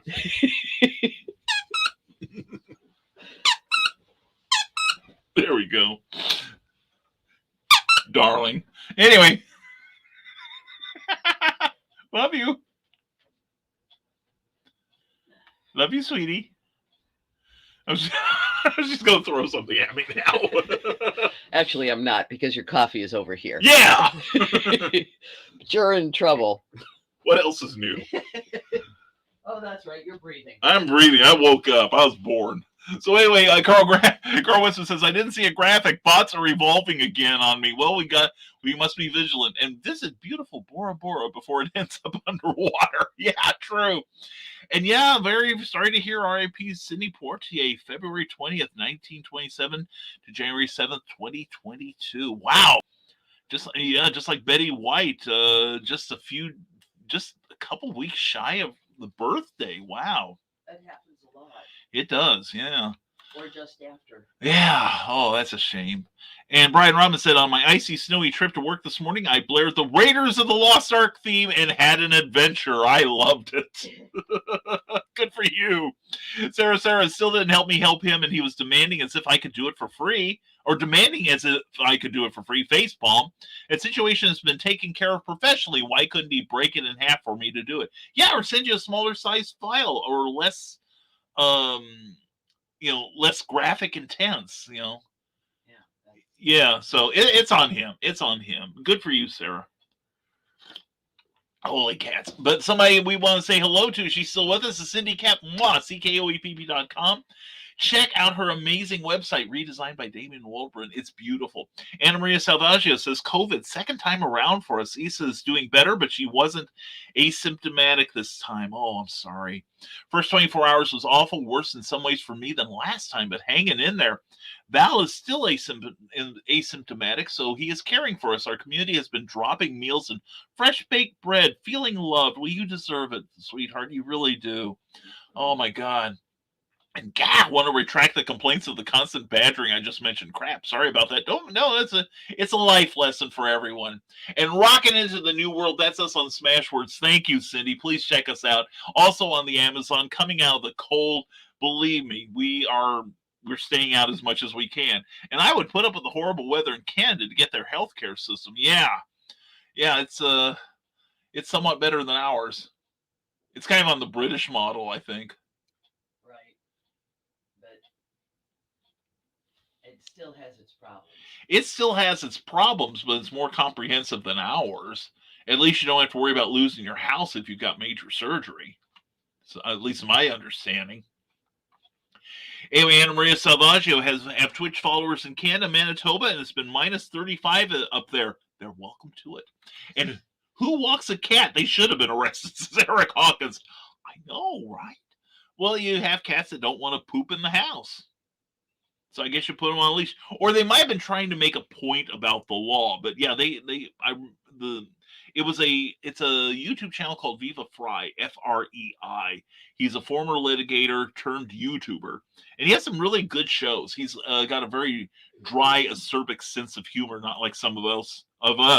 And making the hot chocolate, says Cindy Cap, that is Mr. Nicholas Anthony Tucker. Check him out tonight at 8 p.m. Eastern on the Historical Fencing Guild, a proud part. We're proud to have him on the Rising Tide Broadcast Network. And making the magic in the new year, that's John Pica, johnpica.com. Also check out his Back of the Cereal Box Network because it's entertaining. And Dastardly Dingoes are staying warm with nifty beanies. They all need fences. You can check them out at 7 p.m. every Tuesday night on our network. And Nerd Culture is stacking the firewood. That's Ryan Permis, check out his great shows. And Sarah is simply putting a leash on a cat and made the ones I had years ago. They would freak the hell out. It was funny to watch, though. Never made it to the point of walking them. Hysterical. I can imagine. You know what creeps me out are cats walking on their hind legs. I've seen that for years, but you showed me a video of that, and that is something straight out of a horror film. Amy Hale says, got to run. Hope you have a great weekend. I won't likely see you again soon on these morning shows again anytime soon. Oh. But I hope you all take good care and keep in touch. Feel free to send me a friend request if we aren't already friends. Well, hon, you know I'm going to reach out, and if you ever need to vent, you know where I am. And you got my number. Boy, a lot of people have my number. But anyway, good luck, Amy. Good luck with the new job. And we hope we get you out of there soon. And from the That's with Wall Press Publishers, getting the fire color changing pine cones ready. Check them out every Saturday night at 10 p.m. on the Rising Tide Broadcast Network. And my cat, Mike Jimmy Lorshin Bruin says, my cat likes being on the leash after she got used to it. Many people are that way. Anyway, she's very insecure outside, but loves to go there. And it makes her feel safe. Okay, I can see that. And Anna Maria starts out by mocking me with her laughter. And thank you, Brian Blush. I'll be on Ryan's show on January 29th at 12 p.m. Eastern. Well, that is awesome. We will have to watch that and heckle. And Cindy Kemp is getting the fireplace ready. That's Amy Hale. She's getting it ready because she's got to go back to work on Monday. So definitely check that out. And check out Amy Hale on Amazon. And buy one of her books today. And buy a Cindy Kemp book at ckoepp.com and on Amazon.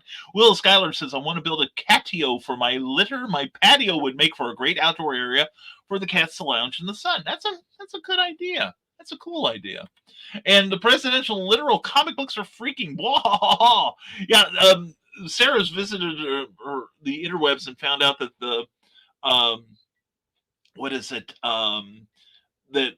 Joe Biden has a couple of comic books about him now. Well, there was a flood of and there's a flood of the previous administrator, Voldemort, whose name shall not be mentioned here.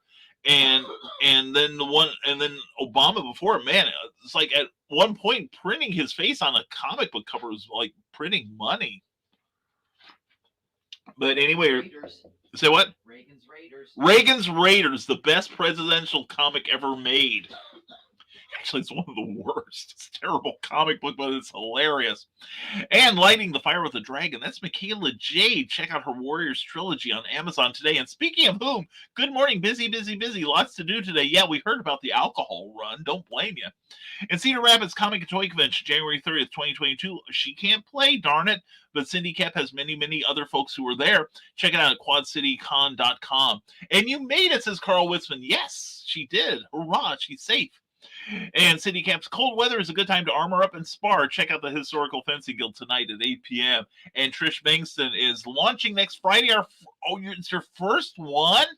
Hey, Trish, DM me. We can make it. We can let you promote on the Rising Tide publications page if you'd like. All right. All I ask is that you sign up first. Give the page a like. That's all I ask. Okay. Because I can always use more people, good people on there like you. Okay. And we'll be glad to share your message on my personal page. And Anna Maria says, I've heard the J&J booster with the Pfizer works well against Omni. It does. That's what I've heard too. When we went for testing, they told us that they couldn't tell us what strain it was. Wow. Well, I think the Omicron is still kind of new. We're still learning more and more about it. But yeah, it's funny. When we went to pick up my 3 months worth of prescription yesterday at our local apothecary. We had a gentleman in there who was getting his first COVID shot. That it was starting to get too close to him, and he had a genuine phobia about needles, and we weren't helping any. But actually we were. We're trying to tell him don't look at it going in. He's like, I'm not going to look at that thing. And he was a big guy, strong guy, and I was trying to reassure him and trying to make him laugh mostly. And I said, dude, the people giving the shots here, you probably won't even feel it going in. And when you get the shot, do this with your arm because it works a lot of that stuff out, gets it into your system, and it also diminishes the pain after of getting a shot. We just recently learned that, and he was like, "Oh, that's great." And I said, "Don't worry, it'll be over in just a few seconds. It'll all be over, and you only have to keep your pants down for just a few minutes." And he's like, "What?" I said, "Yeah, they give it to you in the butt." And he's like, "They what?" And I said, "Yeah." And he's like, "Man, I hope so." He said, I don't even want to look at that thing going in. That's the one place where I know I won't have to see it. So I'm like, oh, damn, I hate to tell you, but I'm kidding. But he's like, oh, man. So somebody wanted it in the butt yesterday, and I was willing to help. Anyway, get in on the CromCon anthology every month. The last full weekend of the month, Pops Van Zandt puts on the great CromCon, and contact him about getting in on it yourself. And making apple cider for all, that's Luke Stone Studios. Luke is making amazing progress. Oh, she's got her earbuds in. I can't interrupt her. But anyway, I had some news about Luke for her. For Cookie. But anyway, Luke is posting again on his Facebook page, and we've had a couple conversations. He and Randy Zimmerman are currently in physical therapy. Their muscles atrophied, of course, while they were on the ventilator, and they're regaining their walking. Luke's making great progress, and it sounds like one thing I worried about was cognitive.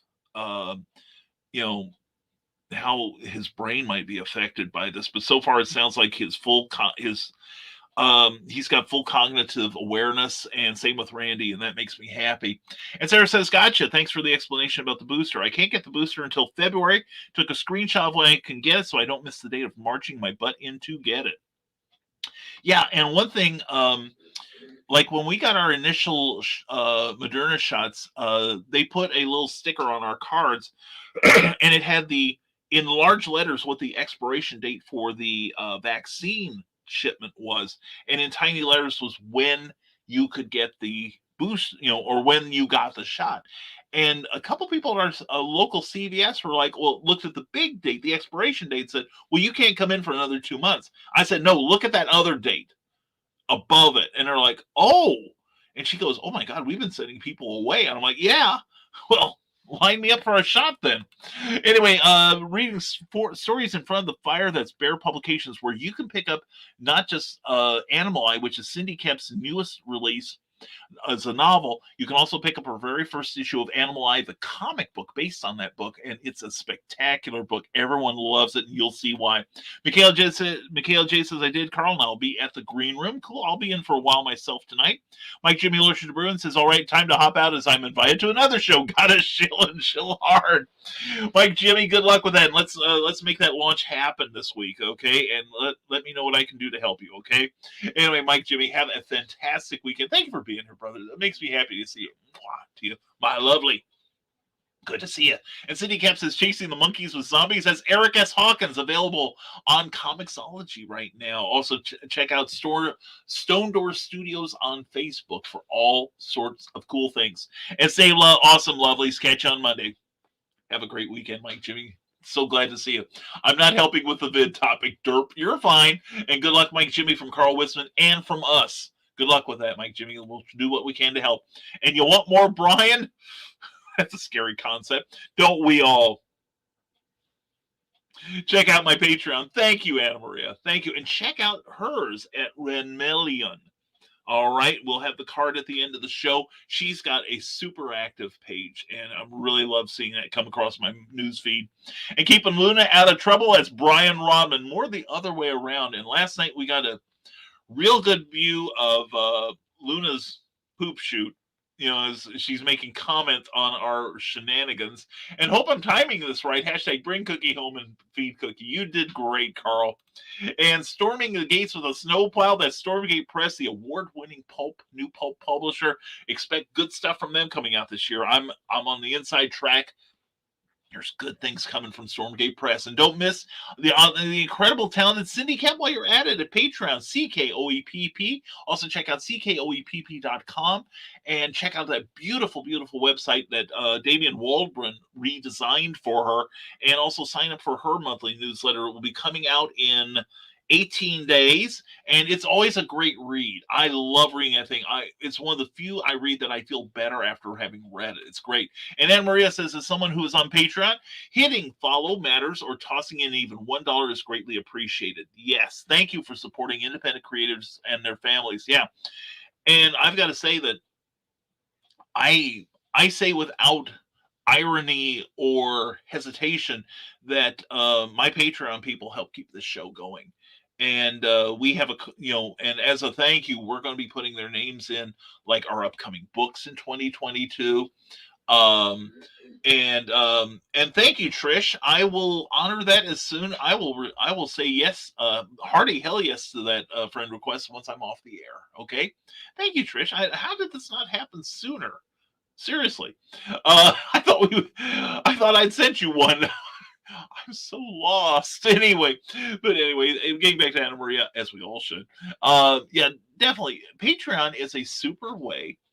And even $1, it's kind of like Kickstarter in that you are lending your financial support to their enterprise, and in return, you are getting something for it.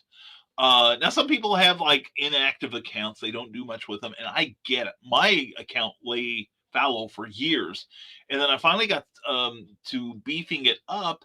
And the more that I do there, the more I want to do. I want to work up eventually to daily blogging on there.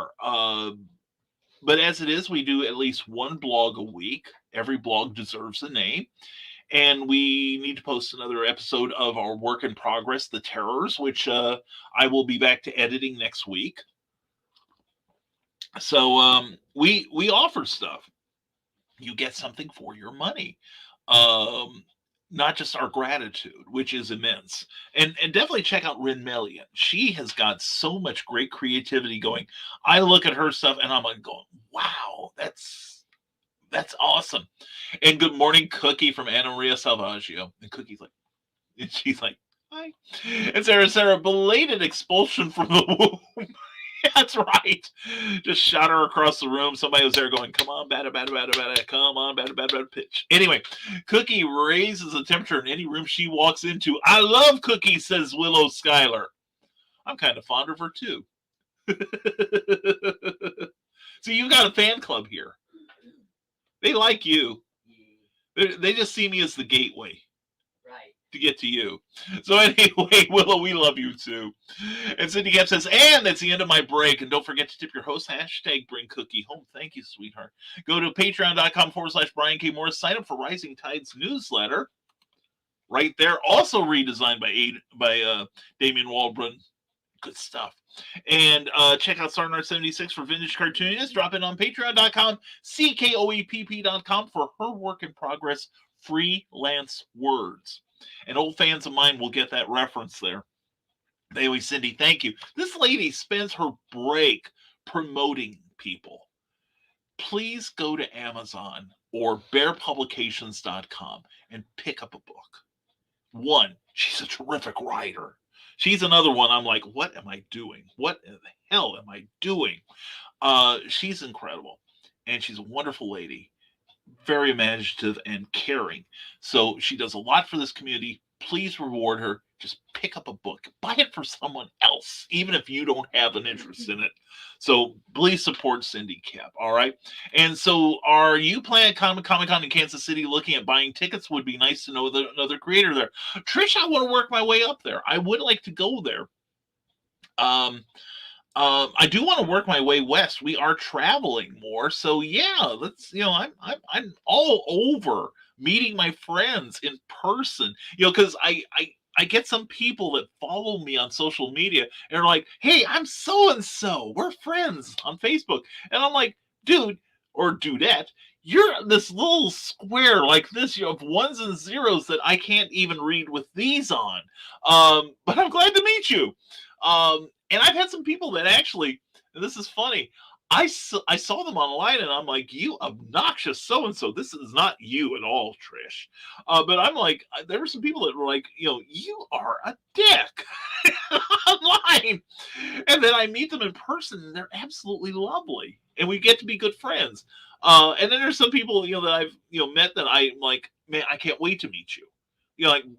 There were pictures of me and Brian Robin basically having an open bromance in the parking lot of a Holiday Inn Express in Louisville, Kentucky, while our wives gaze on in confusion. But anyway, yeah, it's always a highlight of any show to meet my friends. So yeah, Trish, I want to make my way to Planet Comic-Con. I don't know that I'm sexy enough for it yet, but working on it. We'll coordinate, Trish, I promise. And empty the audacity. I know. And hello, gorgeous Keisha Acuff. Mwah, glad to see you here. And happy Cookie sounds happy. Cookie had a good day yesterday. And good, happy Sunshine Friday, friends. Big hugs back at you.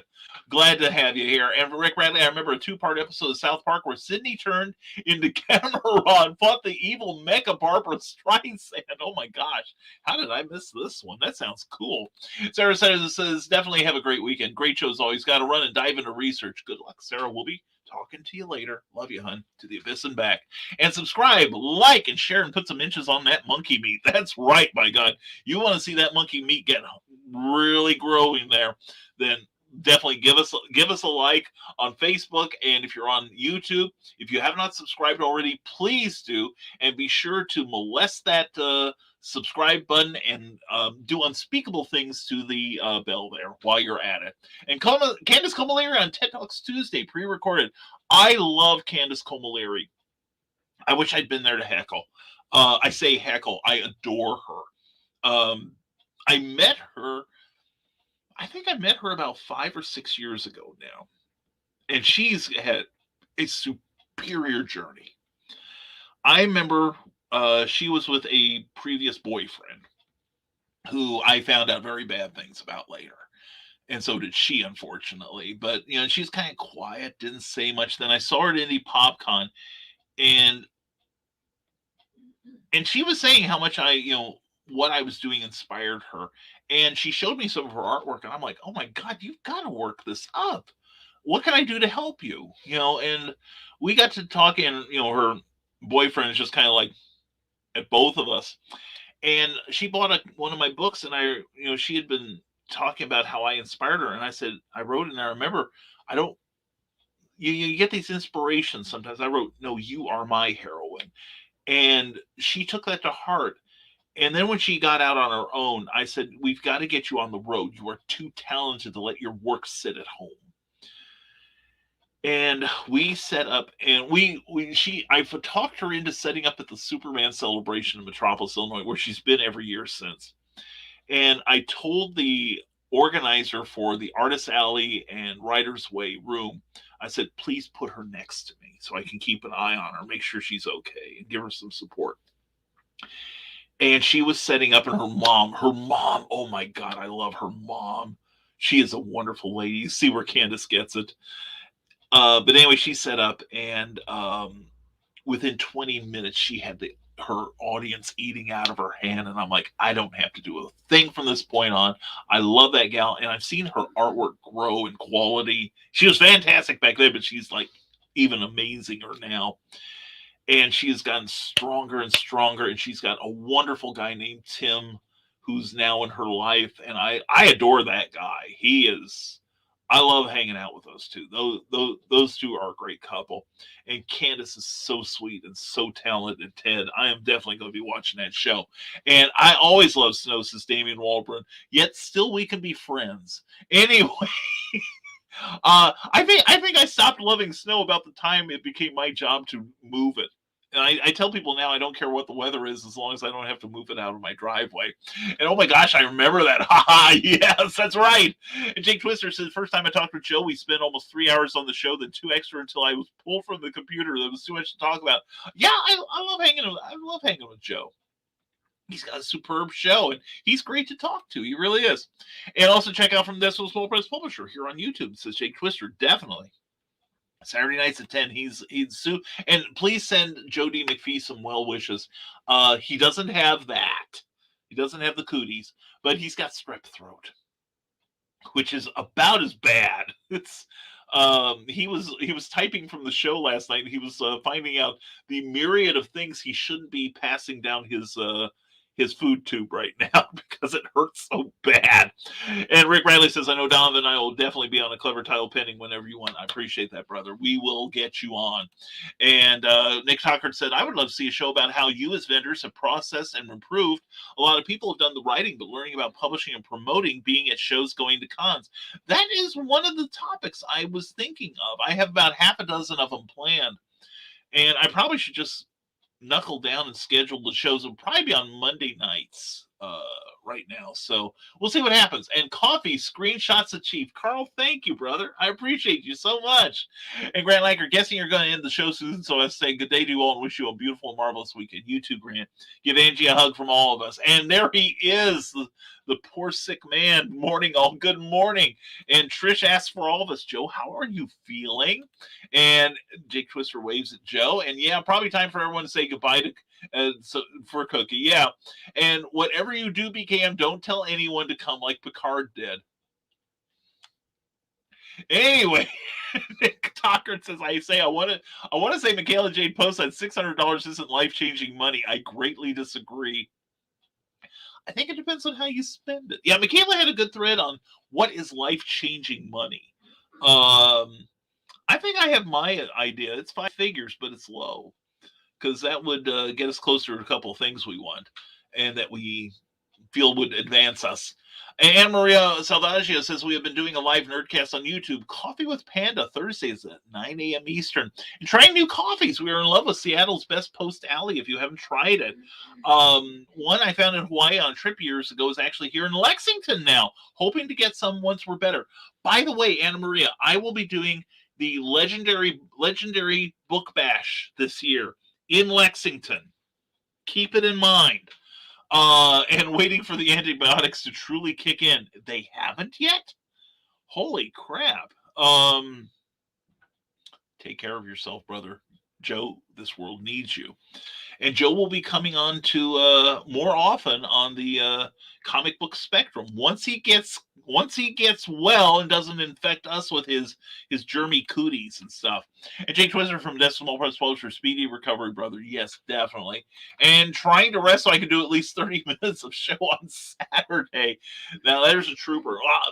I don't fault Brian Rodman because he's got asthma. He's a poster child for asthma suffering. But it's like, the people who succeed at this broadcasting are the people that, the show must go on. I've had shows where I've been sick and I've had like people in the audience going, Brian, go away. Cut the show off. I don't want to see you die on the air. Because I do believe the show must go on. But anyway, Joe, you take care of yourself, man. All right? If nothing else, I'll go on your show and I'll broadcast for you. How's that? And I can ruin your show just as quickly as anyone. And Trish says, hope you feel better soon. I do too. Joe, from all of us, please get well quick. All right? You too, Anna Maria. Hooks, racks, swap out the bondage equipment for a green screen and you're good to go. Yeah, but it took us so much time to put up that bondage equipment, Anna Maria. That's the thing.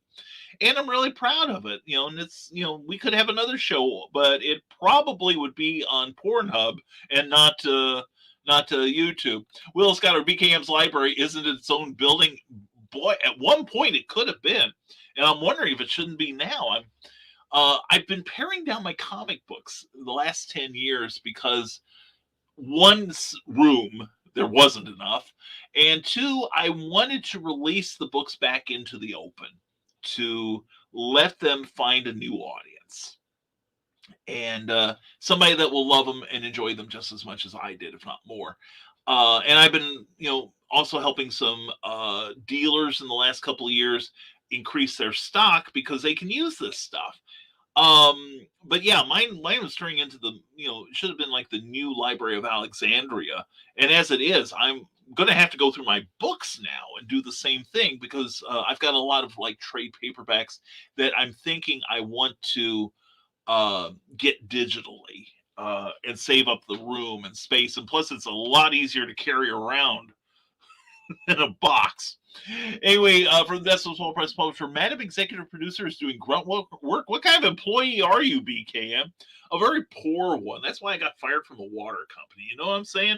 No, it's work she won't let me do. She doesn't want me to learn Photoshop because she's like, you got enough to do already. Just tell me what you need done. I'll do it for you. So, yes, dear. And Trish says, remember, happy cookie, happy life. So far, so good. Trish, we are 31 and a half years. And I don't know how she did it. I really don't. She's had a lot to put up with. But, and wow, the original Mr. Tibbs, sad news. Yeah, definitely. Not a great way to enter the weekend.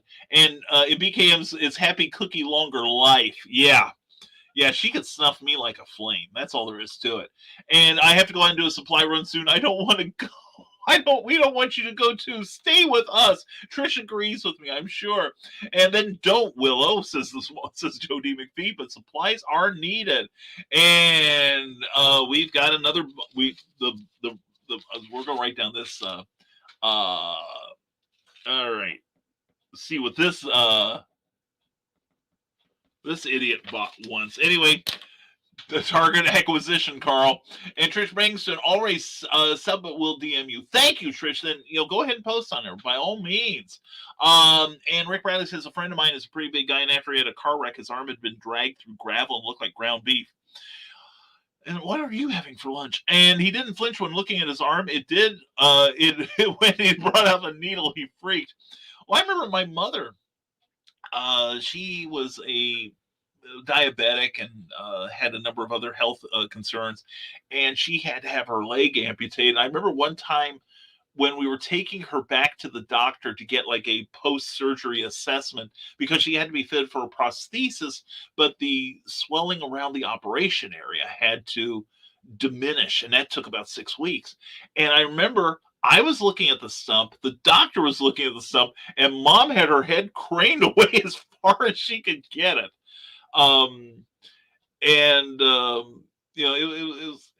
It reminded me of some people are a little more squeamish than the rest of us, but I don't blame her. And it was kind of funny. I look back on that day, it was a very serious day, but there was a lot of humor to be found there. And humor will get you through a lot of situations. She had reduced me to hysterical crying at one point. I got to tell this story where they gave her this, the preliminary painkiller to start doping her up and make her stupid so that she could get the big painkiller and get knocked out. And I remember I said, Mom, I'll be here in the waiting room. I'll be waiting for you to come out of surgery. And she's like, oh yeah, I'll see you when I'm out. It'll be a couple hours. I said, Mom, take your time. It's worth it. And, and I'm like trying to be strong for her. This is my mother. I've been her rock. She's been mine. And I'm going to be here for her. I'll be strong, manly, macho for her. And I remember the doctors, said, okay, Mr. Morris, it's time to take your mother now. I said, okay, fine. We'll see you, Mom. And she does, she says goodbye.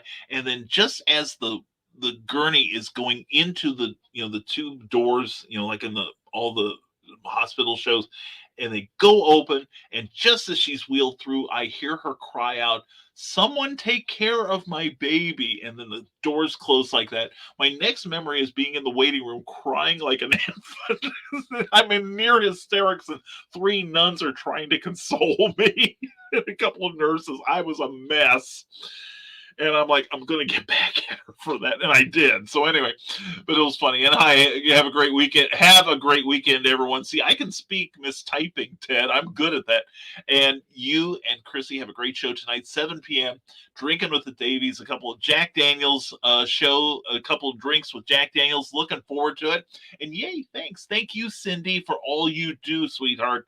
And I guess we should wind down now so you can spend some time with Cookie. Yeah, maybe. And everyone take care and stay creative. Rick Bradley, thank you, brother, for being here. You and the family have a great weekend.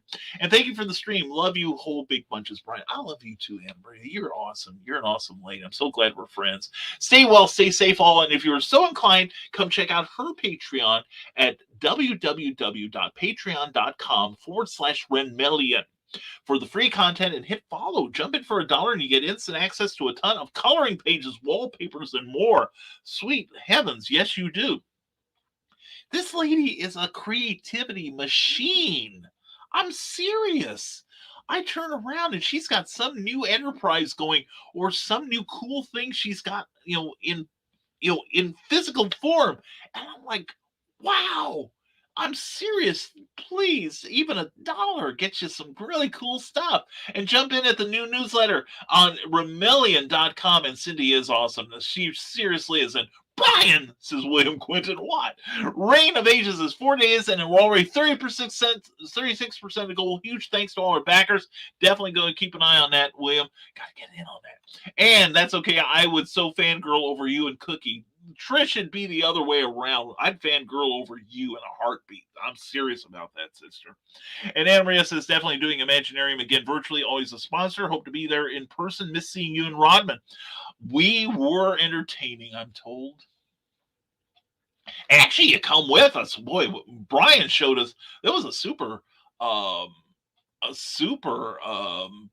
barbecue place we went to a couple times while we were down there. And also, I was talking with Brian last night. One of our projects, Anna Maria, while we're trying to get our credit card debt down, is we want to buy a van, Cookie and I do. And we're going to pimp it out so that we can use it as basically a mobile motel and save money on staying places and take like little weekend trips.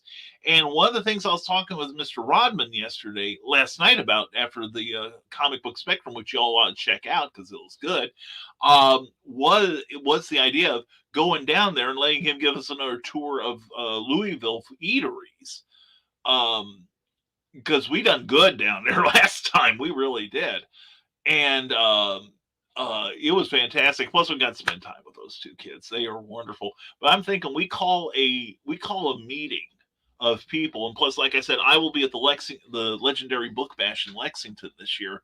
So we'll see what happens. We're gonna make it help.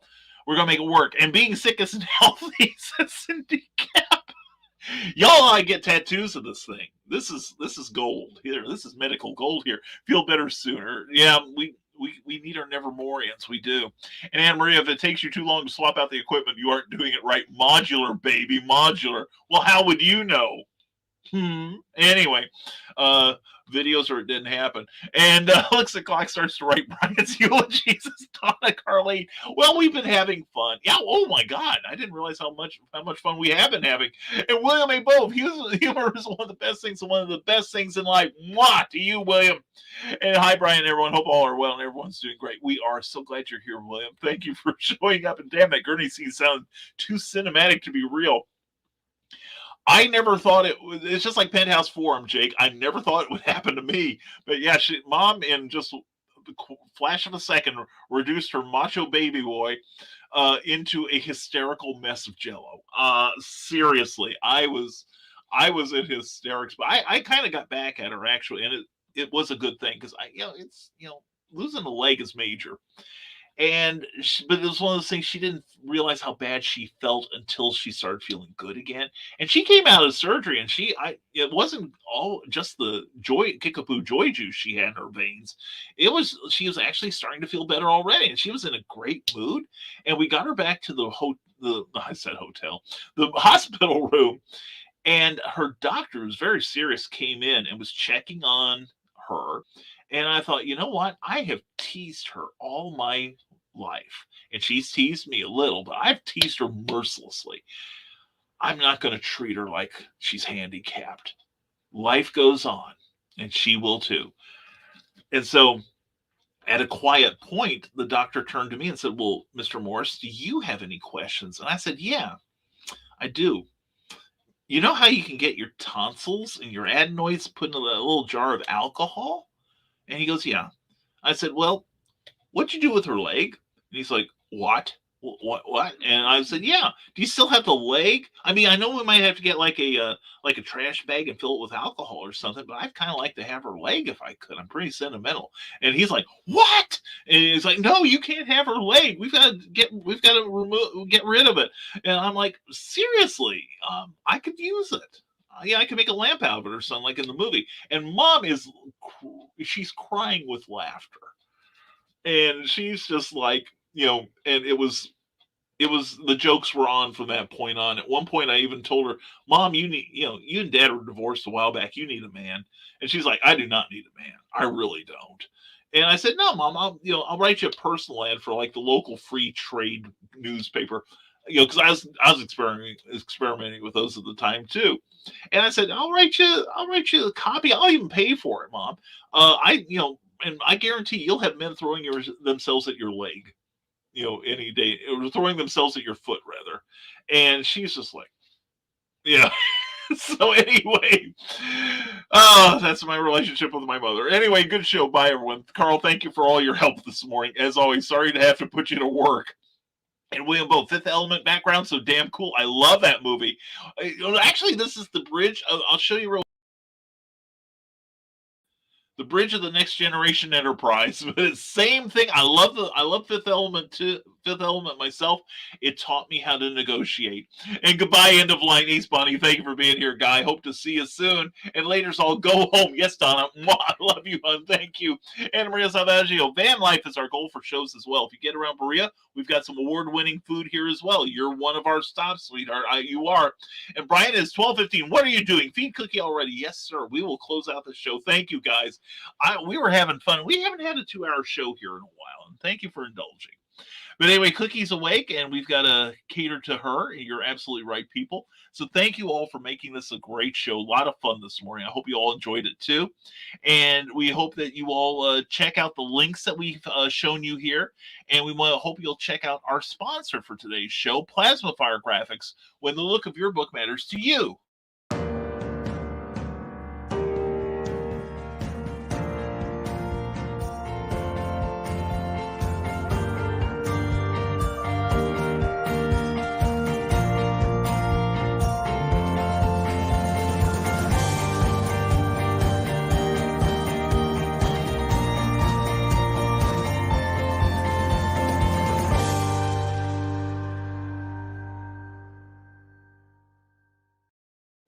I've been running that spot for over a year, and I still don't get tired of looking at that beautiful artwork.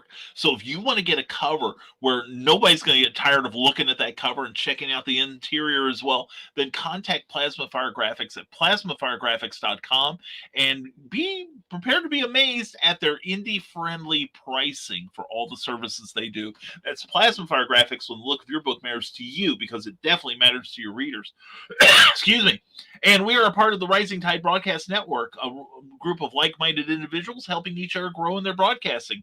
Don't forget, tonight at 7 p.m., we'll be Drinking with the Davies, where Chris and Ted Davies talk about some Jack Daniels drinks that will be refreshing and delicious. So check out that great show. If you're of legal age, and remember, drink responsibly. And also, the Historical Fencing Guild follows at 8 p.m. with Nicholas Anthony Tockert. Always a great time, great conversation, and be sure to kill each other safely if you're of age. Then tomorrow night will be, hopefully, from the desk of a small press publisher, Jody McPhee. Please get well soon, fast. I know how bad strep throat can be. But anyway, take care of yourself, and please check out his show tomorrow night. And then following that was Stupid O'Clock at 11 p.m. Eastern with some great nerd talk and science and all kinds of cool things. And join in the conversation. You'll be glad you did. Excuse me. And then it sounds like Last Man Standing won't be able to happen because Dan Holfield's got to work late. But we may be getting the return of Comics, Chaos, and Sass with Heather Ellen. And that's always a treat. She is a delight, as you'll find out on Sunday nights at 10 p.m. Eastern. Then Monday morning, we'll be back with another Nevermind the Furthermore, but it'll be a 60-minute edition. And also, as mentioned earlier, please check out our Patreon site, where for only $1 you get something really cool. Plus, you help support this show and the Rising Tide mission. Excuse me. So also please check out these people like Rin Mellion, Damian Waldron, Dan Doherty, Matt Shore, John Pica, Jeffrey Hayes, Cindy Kapp, Clyde Hall, Eric Hawkins, Kelly Austin, Amy Hale, and all kinds of cool people. Check out these wonderful folks on Patreon and see what they have to offer you in return for your support. That's it. And if you want to see what we have, including blogs and works in progress, check us out at www.patreon.com/Brian K. Morris.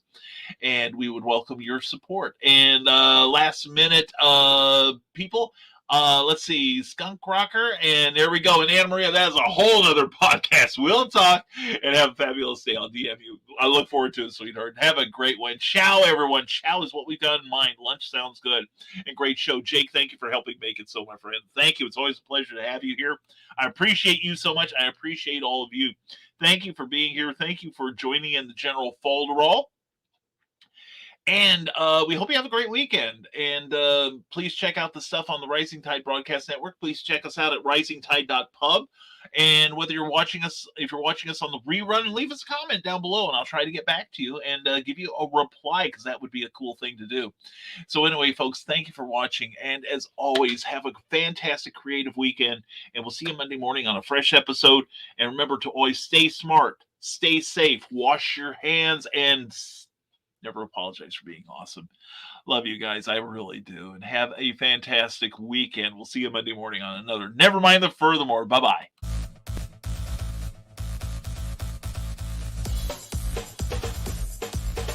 Thank you for watching Never Mind the Furthermore, a Rising Tide Broadcast Network production. If you enjoyed any part of this show, please give it a like or a thumbs up and share it with your friends. Also, please subscribe to our YouTube channel and consider becoming one of our Patreon supporters. Thanks again, and we'll see you next time on Never Mind the Furthermore.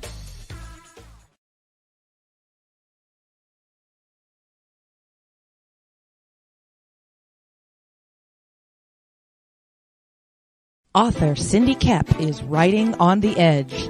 Books include Remnant in the Stars, The Loudest Actions, Lines of Succession, Mindstorm,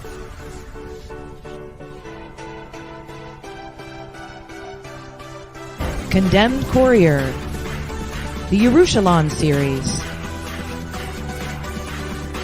and Animal Eye.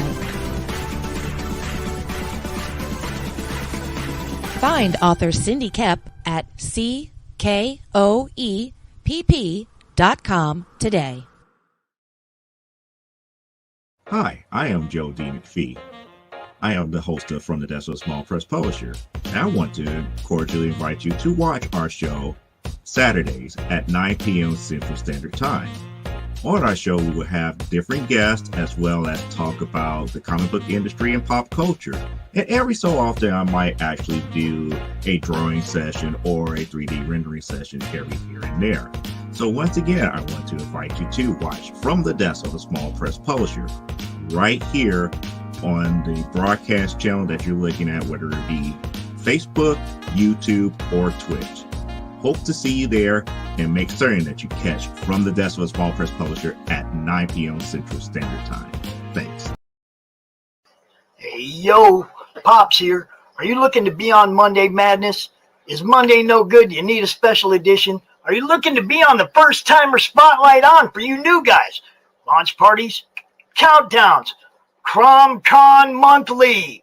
We got it all right here at the Madness Comic Network, providing online promotional services for the indie comic community, and proud sponsor of Comic Books for Kids provides comic books to kids in hospitals and cancer centers across the U.S. It's a place where we can all work together to make sure every child has a comic book. 100% of all proceeds go towards the kids. It's about making a difference, and while they're in the hospital, allowing them to fly like a superhero, battle dragons, or rescue teddy bears. We are in every state in the country and now support over 160 hospitals. Every month, we add more. Visit cb4k.org.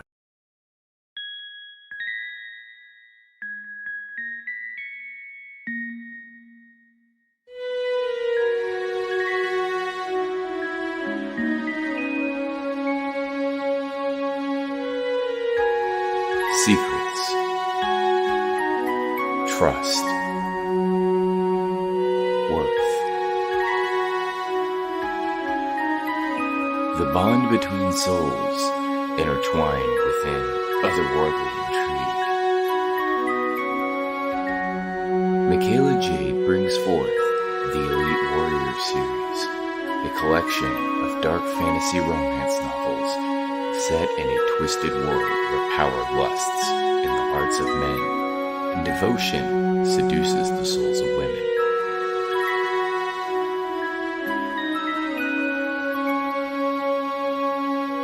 Warrior Secret,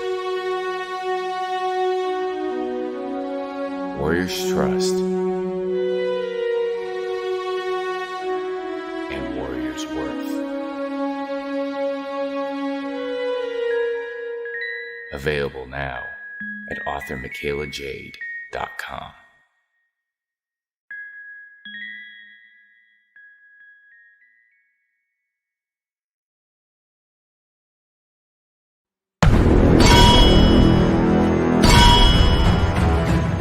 From author Brian K. Morris comes an epic tale of armor forged by a god, a hero forged by courage, and an ancient menace poised to re-emerge and threaten our world. Volcana, Rebirth of the Champion, is available on Amazon.com. Get your copy today.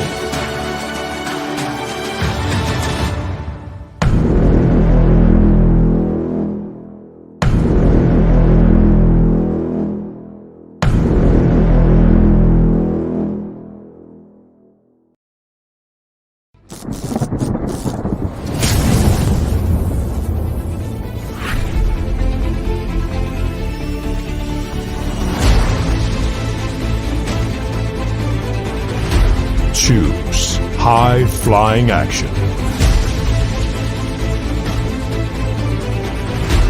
Choose death-defying escapes.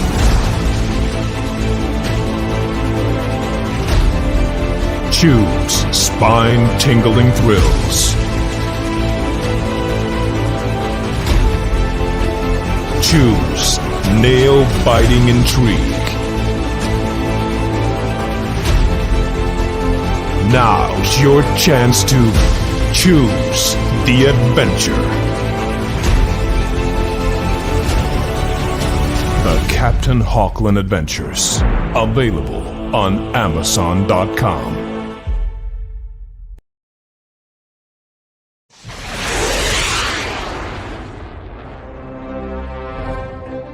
From author Brian K. Morris comes a classic hero in a high-flying, fast-paced, and action-packed steampunk adventure. The original Skyman battles the Master of Steam with an introduction by comics icon and historian Roy Thomas. A Rising Tide, an Ace Comics publication. Available now in print or digital format on Amazon.com.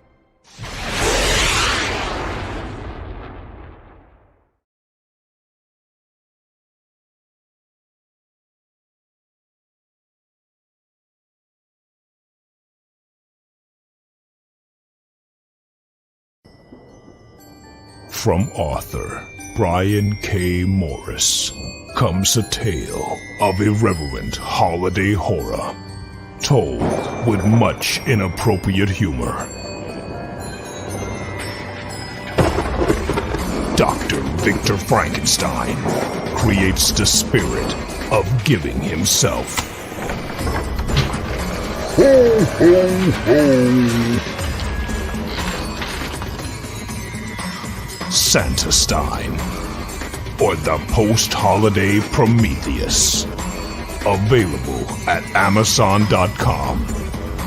Get your copy today.